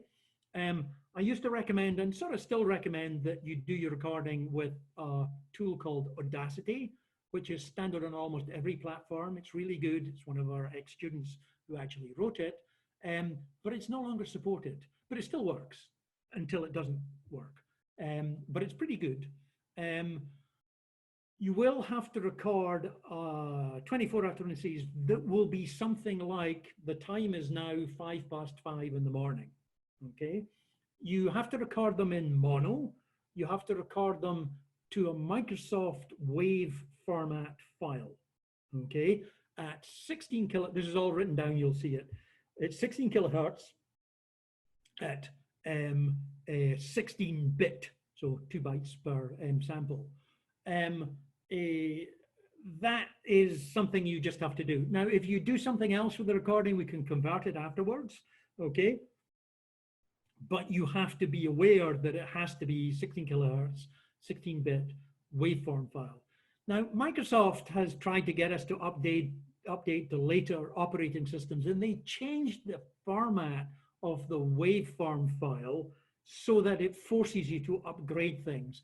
And sometimes that doesn't work, and so you have to convert to Microsoft Wave format to Microsoft Wave format so that things actually work, just to be confusable, okay? So just be aware of that. But there are tools that allow you to be able to convert these things, and you end up with Microsoft Wave format, okay? So just be aware of that. When you do the recording, you have to get it right. If you don't get it right, it's not going to work. Mostly, you can have little errors, but it mostly work. It doesn't matter about your accent, okay? It works perfectly fine. We've been doing this for a large number of years, and as long as you're reasonably pronouncing it, and you don't make any errors, you don't make any hesitations, it's going to work and it's going to sound like you. Okay, so we've got a bunch of interesting different English accents through here, and you know it will even work for Americans, so don't worry about that. Okay, so it's just fine. Okay, as long as you know the words have got most of what it is, and even if you have some interesting consistent variation on how you pronounce numbers, it's just going to work. Okay, so you don't have to worry about that. Okay. The other thing we have to care about is that when you do recordings, they should have only a little bit of silence at the beginning and a little bit of silence at the end. If they have a few seconds of silence at the beginning and the end, the whole system doesn't work because the alignment doesn't work. It sort of assumes that the silence is going to be short. And so Audacity is quite good because it allows you to be able to sort of say from here to here. And so you can give probably about 200 milliseconds, that's a fifth of a second of silence at the beginning and end. We have tools that allow us to take that out, but they're not mentioned here, called prune silence. And it's in the bin directory and it just works mostly. But that's something that sometimes makes it go wrong. Okay, it's compiling the last thing at the moment. So we're almost finished. So that's something we have to care about. But that brings this whole thing back to getting the recordings right really is important, because if you don't get it right, although we have tools to sort of fix it, it will never be as good as getting it right at the beginning. And one of the things that I suggested is that when you record things for a real voice, when you're doing lots of things, you have a practice run, and when it doesn't work, you do it again from beginning and everything gets better. And one of the reasons that I have this talking clock is it's very small and very easy to do, and it doesn't matter if it doesn't work because you can do it again. And once you're getting it right, knowing how to record it, then you can do something bigger out of it. For the homework 1, it's not your homework, it's for my class. It might even be called homework 2. We have an option of doing the talking clock or a generalized English voice with 300 to 500 utterances that you can record. And that works too, but it takes more recording. But I wouldn't do that until you've got the talking clock working so that you know how to do recording and you know what can go wrong.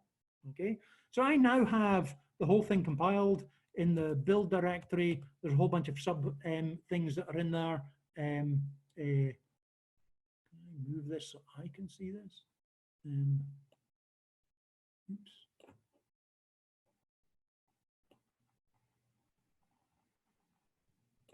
You still see, do you see the whole terminal to the right-hand side? We're only seeing a terminal. You're only seeing the terminal. Okay, but it's not overlaying with the pictures of us from Zoom. No. No. Okay, because it is for me, so I couldn't see. So there's a bunch of things in the build directory. Most importantly, there's that file in the current directory called fesforth env settings.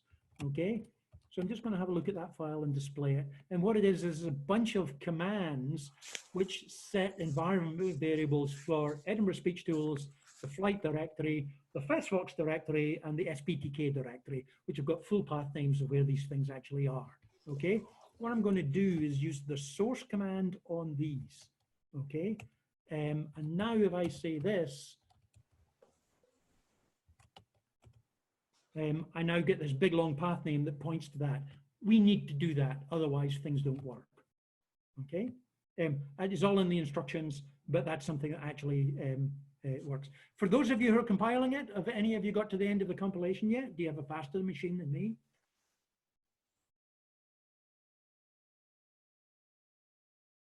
Yeah, the dependencies are made. Okay, so you have a fesvox env settings. So if you do the source, and then just to confirm, do that echo $estdir and make sure it echoes something sensible.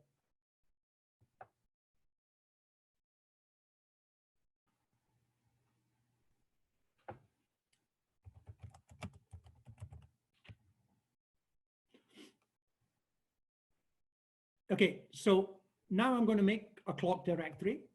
And in the clock directory, what I'm going to do is I'm going to copy in the templates for voice building. So there's a bunch of things that are run a setup command on, and it makes directories and copies and scripts and makes a directory structure ready for us to actually build a voice. Okay, and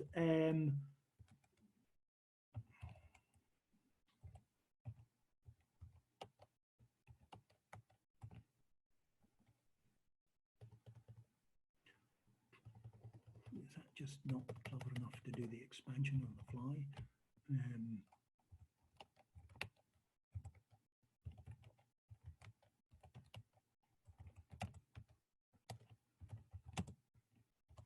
When these setup commands are run, they take 3 arguments, okay? There's a bunch of similar things depending on the type of voice that you're building. The first one is what we call the institution, okay? So the institution that you're doing it with, so your university name or you. We recommend the word net if it's none of those. The next one is the language, okay? So if I said US there, I'd get US English. If I said UK, I'd get UK English. If I said Indic there, I'd get a submenu of a bunch of choice of different languages. But we're going to do the language of time, okay? Which sounds deep and philosophical, but it's not, okay? It's just that we're limited to talking about time with what we do. Then after that, we put the initials of the speaker, and my initials are AWB. So I'm putting in AWB, okay? So this copies in a whole bunch of things. I now have a whole bunch of subdirectories, a bin directory. There's a festbox directory that has got a bunch of script files in it that are in Scheme. We have a wave directory where the waveform files are going to be, but they're not there yet. We have the etc directory, which has got various things in it, but much more importantly, it's got the prompts in it that we're going to record. The prompts, for weird historical reasons, are going to be called text and data, but they might be called, oh no, that's fine. Yeah, they're called text and data. Sometimes it's called time.data, but I don't think of this version. Text and data, so I'm just gonna have a look at that. The format of this file has got an open parentheses at the beginning, a space, followed by the file name. So we're eventually going to have a time 0001.wav and a whole bunch of other related files that will all be called time 001. And then all this goes down to 24. Then we've got double quotes and the text of what's going to be spoken, okay? And the text is, the time is now exactly 1:05 in the morning, okay? There's a close quotes and there's a close paren at the end. If you have double quotes within any of that text in there, make sure it's escaped, because that's a program that's going to read this, and it's important to get that right, and it can be hard to debug it when it's not right. So there's actually 24 utterances there, okay? And what we're going to do is we're going to record them. Well, actually, we're not. Before we're going to record them, because what we'd really want to do is we'd like to know if I speak them, I'd like to know where in that audio do I say the word the, and where do I say the word time, and where do I say the word is, and where do I say the word now. Actually, it's not even the words. I want to know where the phonemes are. Now, I could use a speech recognizer to be able to do that, and maybe it would get me the alignments, but I'd have to have a speech recognizer to be able to do that, and I'm maybe in a new language and I don't have that yet. But there's another technique that I could do. What I could do is I could synthesize these, and if I synthesize them, because I have a synthesizer, I know where all the boundaries are for all of the phonemes. I know because I'm synthesizing them. So what I could do is I could synthesize everything that's in there, okay, and dump out the phoneme labels and dump out the audio, and I could use that and then try to align that audio with the audio that I'm eventually going to return of my speech. So, because I'm going to search in my history for the command, so we end up with this command. A festival happens to be in my path name, so I don't have to do anything before it, but you'd have to do the $EST thing before it. It says -b, so it's include the build ldom.scheme file, and then what I would like to do is build the prompts, okay? And this, in the single quote with the open paren, is the scheme language. It's basically a script command on the shell command line that says build prompts using the file, etc., text and data, okay? And what this does is it builds things into the prompts WAV directory and the prompt lab directory. So if we have a look, so I'm going to play the prompt wave text 01 wave. The time is now exactly 1:05 in the morning. Do you hear that? Yeah, okay. So it's a synthesized voice, actually Kevin's voice, who worked with me originally on this. And so it's synthesized. So I've now got synthesis for all of these. In the prompt lab directory for it, I have this text file that shows me all of the phonemes and their end times for all of that synthesized form, okay? So there's a pause, silence up to 220 milliseconds. The 100 is just a number. It doesn't get used for anything. Then the goes up to 0.2569, etc. So all of those, okay? So we have all of those.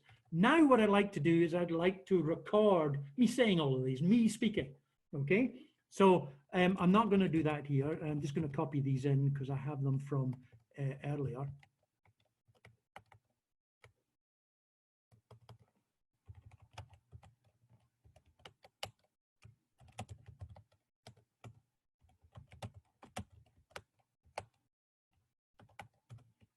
The time is now exactly 1:05 in the morning. Okay, so that's me speaking, okay, and it was recorded on some previous form of doing this test at some point. So I have all these waveforms in the wave directory, and I have all these waves in the prompt wave directory. What I'd like to be able to do is align them, okay? So I'd like to find out that same lab file. I'd like to do that for my voice, okay? Now, there is a standard technique to do this.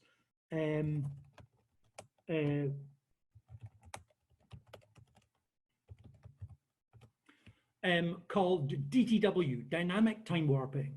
And so what we do is we take the prompt waves, and what we do is we convert them into some spectral domain MFCCs, and try to find the best alignment of the synthesized form with the natural one, because the timing won't be exactly the same. I didn't speak it the same as the synthesizer. But we'll then get the alignment, and maybe there's 2 frames here and there's 13 frames here, but only 11 in the next one. And so we get all that alignment. And so what we can do is align it in the acoustic domain and then read off from the synthesized version to get one for the natural form, like this, okay? And so here my pause was 225 milliseconds, okay? Rather than 220 milliseconds was it before, but I now have the alignment. So these are where all the phones are. It doesn't always get it right, but it almost always gets it right, okay? So we now have that. So what's the advantage of aligning the 2 speeches together with DTW and then mapping to the alignments that we had for each phone rather than just doing forced alignment? So you could do forced alignment, but often you don't have enough data to do forced alignment. When we record 1,000 sentences, we do forced alignment, okay? But we've only got 24, so they're individuals. The other thing is this works quite well cross-lingually. So for example, if you want to do it in Yoruba, at this stage, the synthesized ones in the prompt wave would actually be using English phonemes to do it.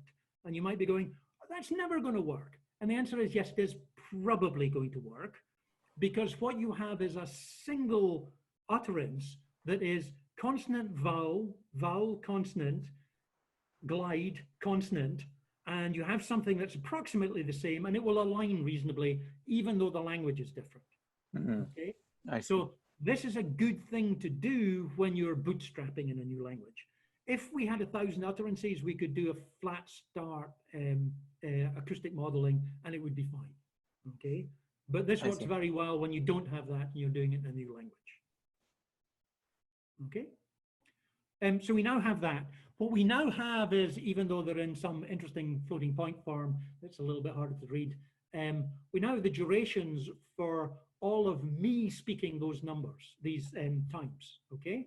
And when you record it, it'll be for yours, okay? And so what I like to do is now I need to get them into the format to actually use. And so I'm going to run one of these builds again. And what this actually does is this builds a complex utterance structure that you don't need to know about. There's a representation for each of the sentences. It gives me the syllable structure, the phonemes. This will add in the durations. It will have anything to do with phrase breaks that are in there as well. And it could have other information in there, but it's relatively simple, but we have to get into that information. Now, I now have a representation that indexes into me speaking these with actual durations for all of the phonemes, okay? There's a couple of PhDs to get to this stage, but we can ignore that because all the code works. Now what I need to do is I need to analyze me speaking, because what I'm going to do is I'm going to take little pieces of speech and join them together, but I have to analyze it in such a way that I can cluster these interesting different instances of and t and together. The way we do this is we do this in the spectral domain. So I have to get Mel-Kepstrom spectrum information out of it. So this is in the frequency domain rather than the time domain. It's just a better distance metric. And the other thing that we have to do is we have to do some analysis of the pitch, because I would like to do this what's called pitch synchronously. So while you're speaking, your glottis, the part in your throat, opens and closes when you're voicing speech. So when I say ah, it's probably opening and closing about 120 times a second. And I want to find each of these actual peaks. If you zoom into the waveform file, and you'll see in some of the other slides that I put there, it actually shows that. If you zoom in, you get this peak over the vowel, and I want to label that peak, okay? And I have a thing that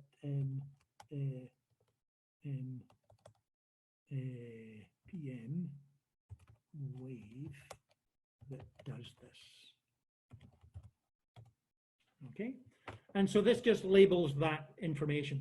During unvoiced sections, there isn't a peak, so it has to sort of guess what that is, and it often gets it wrong. And so you've just to close your eyes when I run this thing, okay? No, you should run PM fix afterwards, where it basically says, I don't care what's on the acoustics, I'm going to make it sensible so it doesn't cause the next thing to fall over, okay? I maybe should have hid that, but you know, not everything is perfect. Extracting what's called pitch periods, pitch marks is quite hard. When you get it right, it really helps a voice, and good speakers, it's really easy to do. Bad speakers, it's harder. There's a bunch of tuning parameters, but for this, just use the default. It doesn't really matter. I don't think it even works for mine. I think you could tune it and get it better. After we have that, we can actually get the Mel-Kepstrom. So this is the spectral information out of it.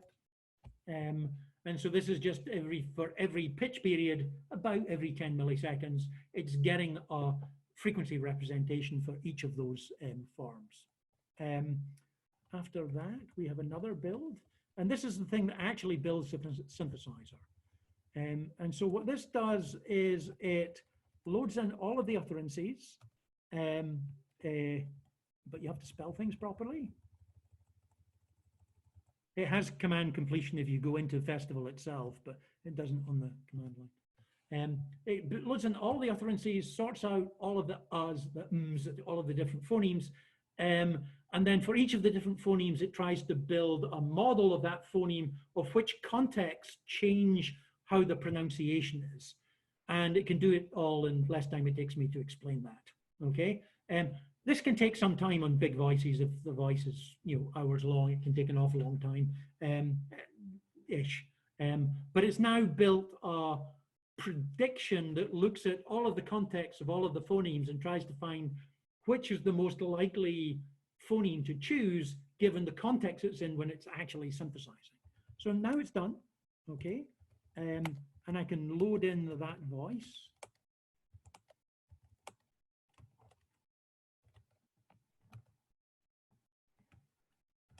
I am now in the command line form for the voice, so I have to select the voice, okay?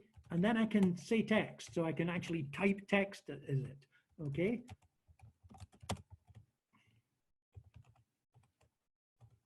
The time is now.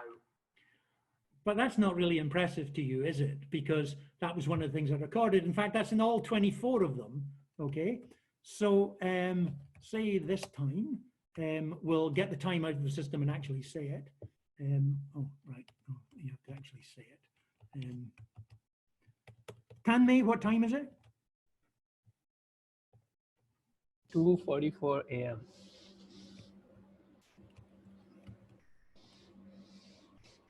The time is now exactly 2:45 in the morning. So it lies about the time, okay? But I didn't say that expression before. I never said that actual particular thing about 2:45 in the morning, but it did it and it sounds completely fluid, okay? So Leon, what time is it? It is 4:15.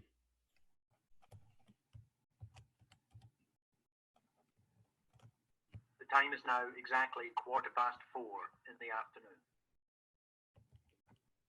And what time is it in Nigeria?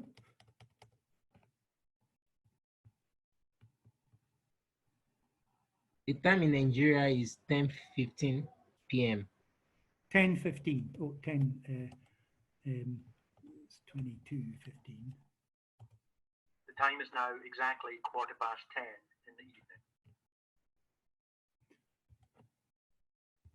Pretty And cool. Kathleen? It's 15 minutes past midnight. Oh, as usually breaks it. The time is now exactly 15:15 midnight. Okay. It's good having everybody in a different time zone when you're actually doing this, okay? But you can actually, so you can always specify the time, and I think you just see there's one thing that just does it. So here. The time is now exactly 5:15 in the afternoon. Okay. This mostly works. It doesn't work always, and sometimes it will say things like the time is now 3:15 in the morning, afternoon. Okay. Where the alignments didn't work properly. Now, this is not a generalized synthesizer. So if I say hello, which is not in its vocabulary, it's not going to say it. Hello. It's going to fall back to the other synthesizer. But if I say something that has all the words in it, it should say this. The time is now. Okay. So I can probably get it to wrap if as long as it's only got, it is constrained to the words. Actually, it's constrained to the phonemes, but to make it a little bit more robust, we constrain it to the words that are in there. You didn't have to do that, but as a demo, it's a better idea to do that. So what you've seen is we built a voice, we installed the software. I didn't do the recording. The recording can take some time, and you want to be careful with it. And then you just run these commands, which are in that homework one, and you should be able to get a talking clock out of it that will be able to say the time whenever you give the time, and it'll be in your voice, okay? Not in my voice, not in some dull, boring synthetic voice. It should sound pretty natural, like pre-recorded. There are 1,022 different possible times it can give. I can't remember if that's the right number, but it's something like that. What it's really doing is it's doing it every 5 minutes, but it has almost just after or coming up to or something. I think there's 3 possible approximates for the 5-minute intervals. So it doesn't do it all. So that's what it does. It could be easy to modify to make it do something else, okay? So this is for English, okay?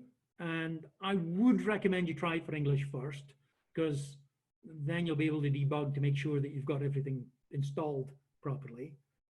But if you want to do it for your language, that's a good thing to do, okay? Now, here's a couple of points about the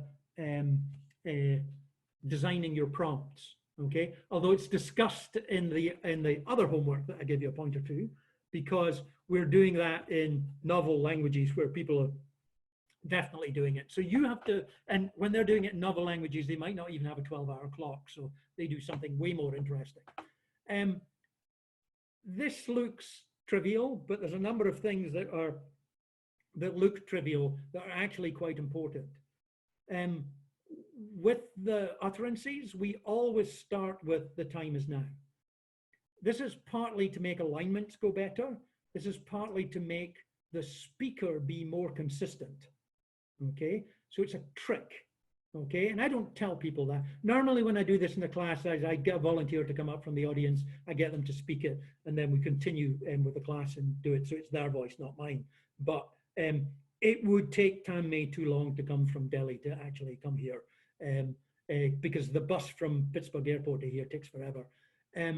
So it's a good idea to be nice to the speaker, and it's always a good idea to be nice. We don't do this with our other utterances, but for the clock ones, it's a good idea to have a sort of carrier phrase where only some of the things change each time. And the things that are happening here are, after I have that initial carrier, the time is now, I have an exactness, so exactly just after or a little after, or almost, or there's 4 different ones that are there, okay? And then I have the hour, okay? And then for each one, I'm going 1, 2, sorry, I'm doing 5 past, 10 past, quarter past. Be aware that in American English, they might not say that. They might say 10 after rather than 10 past. I don't think it's wrong, but there could be some choices there. Then you have to make decisions about that. But I basically have an exactness. I have the minute hand information. I have the hour. And because I do 24, I run through the hour twice. You maybe don't need to do that. Actually, this works, I think, if you just do the first 12. And then I have the part of the day, okay, in the morning, in the afternoon, and in the evening. And I also run through those. That's a good thing to have an end thing as well, because it makes the person consistent at the end and maybe a little easier, although that's the bit that usually fails the most when you don't get it right. So if when you're designing your prompts, it's worth thinking about it as a template, okay? Because it's going to work better, okay? Now, if you decide to go the other route and go, no, I'm not going to design this template-based thing, I'm just going to record 500 utterances in my language, that'll work too, but it'll take you a lot longer to do, and you want to be very consistent, and you probably want to look at the Arctic selection and in the FestVox document that's all online at festvox.org. It tells you how to design a database, and you should probably follow the make nice prompts script to do that in the instructions on that. But for here, you can probably do it by hand. You can write these out by hand. Maybe you only want 12, but you want some variation that's going to be in it, because it's going to do, you know, word variation when you actually do it. And it should work for almost any language. Maybe if you've got interesting morphology, it will make it a little harder, but probably not, because you're only talking about times here. Make sure that you know how to tell the time in your language. You might think that's trivial, but people will complain when it's wrong, even for things that you don't care about. A prize for the person who can tell me when does it become the evening as opposed to the afternoon. People have got some very strong views about that, and no matter what you do is wrong. I remember I actually did this for Catalan. Catalan is the language spoken in Catalonia. Barcelona is the major city. And they're quite possessive about their language. They are very, very, very, very different from Spanish. They're not really very different from Spanish. They're somewhere between Spanish and French, but don't say that to them. And there became the issue about in Catalan, there are 4 parts of the day. There's the morning, the afternoon, and there's the early evening, and then the night. And the early evening, they were very concerned about making sure that they got that right.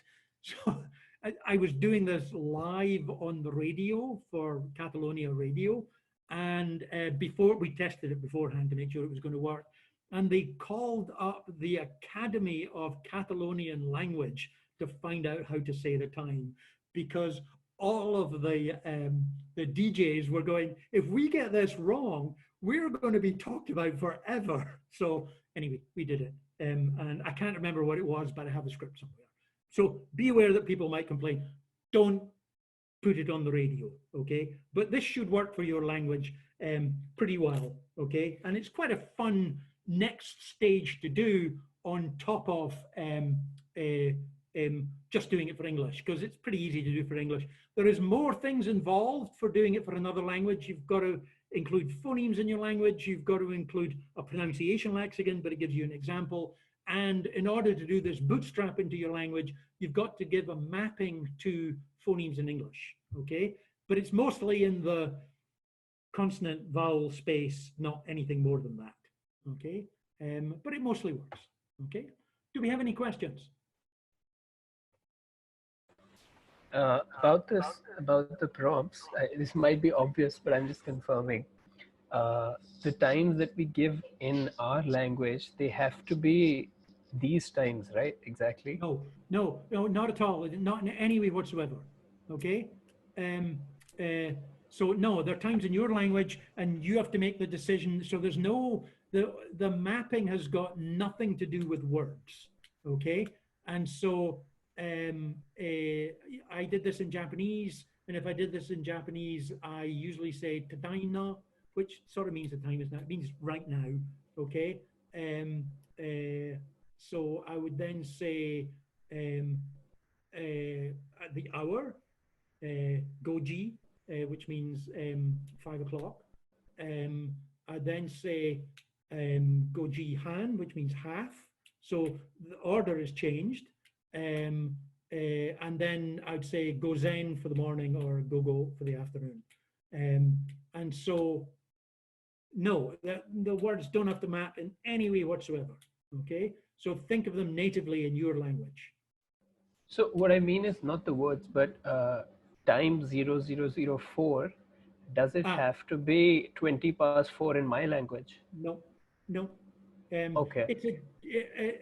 So I have a little script that takes the 24-hour clock and maps it to these things. Yeah. You won't have that. You could edit my script to do that, but you'd have to write it out in full. But you'd have to write it out all in full, and you'd have to have word overlap. Okay, that's the only thing. All right. Okay, and no, they don't really need to be called time 0001. I've said that to other people before, but you can't have spaces in the name. You can't have it in Unicode. It can't be a number only. So make it time 0001, because that's just easier. Okay. There really should be an underscore between time and that, but anyway, it doesn't need to be there. It has to be a valid symbol. That's all. And I suspect you cover this in the instructions, but what if the prompts are in different scripts? So if the prompts are in different scripts, Devanagari, Hanzi, etc., it's absolutely not a problem. They have to be in Unicode. That's necessary. Okay. But when you do it for your own language, you're going to give an explicit pronunciation for each word, and that again has to be in the same Unicode form, double characters with double quotes round about it. Anything in double quotes can be in Unicode. There is a little issue in the command line thing that in Bash, you can't always type Unicode characters. So you might have to put it in a file and run it as a command in the file rather than run it in the interactive form afterwards. But everything in Unicode, it's absolutely fine. Okay. Be aware that in some languages, if you edit a Unicode file, it might be a different Unicode file when you save it, and you will not be able to see it. Okay. Arabic script does this. I hate that. And it's really hard to debug because it looks fine and it's not. Okay. But I think most of the editors are not doing that anymore because people hunt them down and kill them. So people don't do that anymore. But actually, you're probably already aware about that. If you're doing NLP in your language and you're using Unicode script, you're probably aware of sometimes things get changed that you don't expect, and you probably have something to fix that. So that's just fine. But Arabic script something, but the Chinese scripts don't care about it. All of the Indian ones, well, maybe, yeah, all of the Indian ones I've dealt with, which is an awful lot. That's not a problem at all. So anything in the double quotes, think about it as a Perl string. It has to be escaped if it has double quotes in it, and escaped if it has a backslash in it, but can be Unicode. If you did do it in a language that doesn't have word boundaries, I would put the word boundaries in it, at least for this. Okay, we have other ways of dealing with that, but for this, put the word boundaries in. So if you do it for Chinese or Thai, put the word boundaries in. I would also put the words in and not the numbers, the numerals, because it just makes it much clearer what's going on for you as well. Awesome. So I guess, I don't know if are there more questions. I'm assuming at some point you're gonna try this because it sounds super cool. I'm gonna try this tomorrow too. And if there aren't any questions, then it's probably better if we wrap up. Sorry, I have a question. Mm-hmm. Yeah. Sorry, I've been trying to follow the scripts here, the one with the GitHub. Well, I think there's some things missing. So I'm not sure. Will you send just the video for what you've just done so I can just finish? Yeah. Yeah. So we'll make the videos available. As soon as possible. Yeah, if you follow the instructions, okay, that are in the homework that I pointed to from scratch, I believe I followed all of that, okay? But I know what I'm doing, so I maybe missed things that aren't obvious. But the instructions are there because the students complain about it every year and they get incrementally better. But yeah, okay, I'm going to answer questions from you, okay? Well, I'll always answer questions from you, but definitely in the next 12 hours, if you ask me any of these questions, actually for the next week, if you ask me any of these questions, we can go into detail about this and have another Zoom call explicitly about getting it to work for you, okay? Because I think this is, once you get this to work and you understand what it's doing, you can probably build synthesizers in your other languages fairly easily, okay? And I'm willing to help to be able to do that. And considering that you're all working in areas that I'm really interested in, I would like to get to know you better and find out what you're doing and see how I can help you so that things get better for you.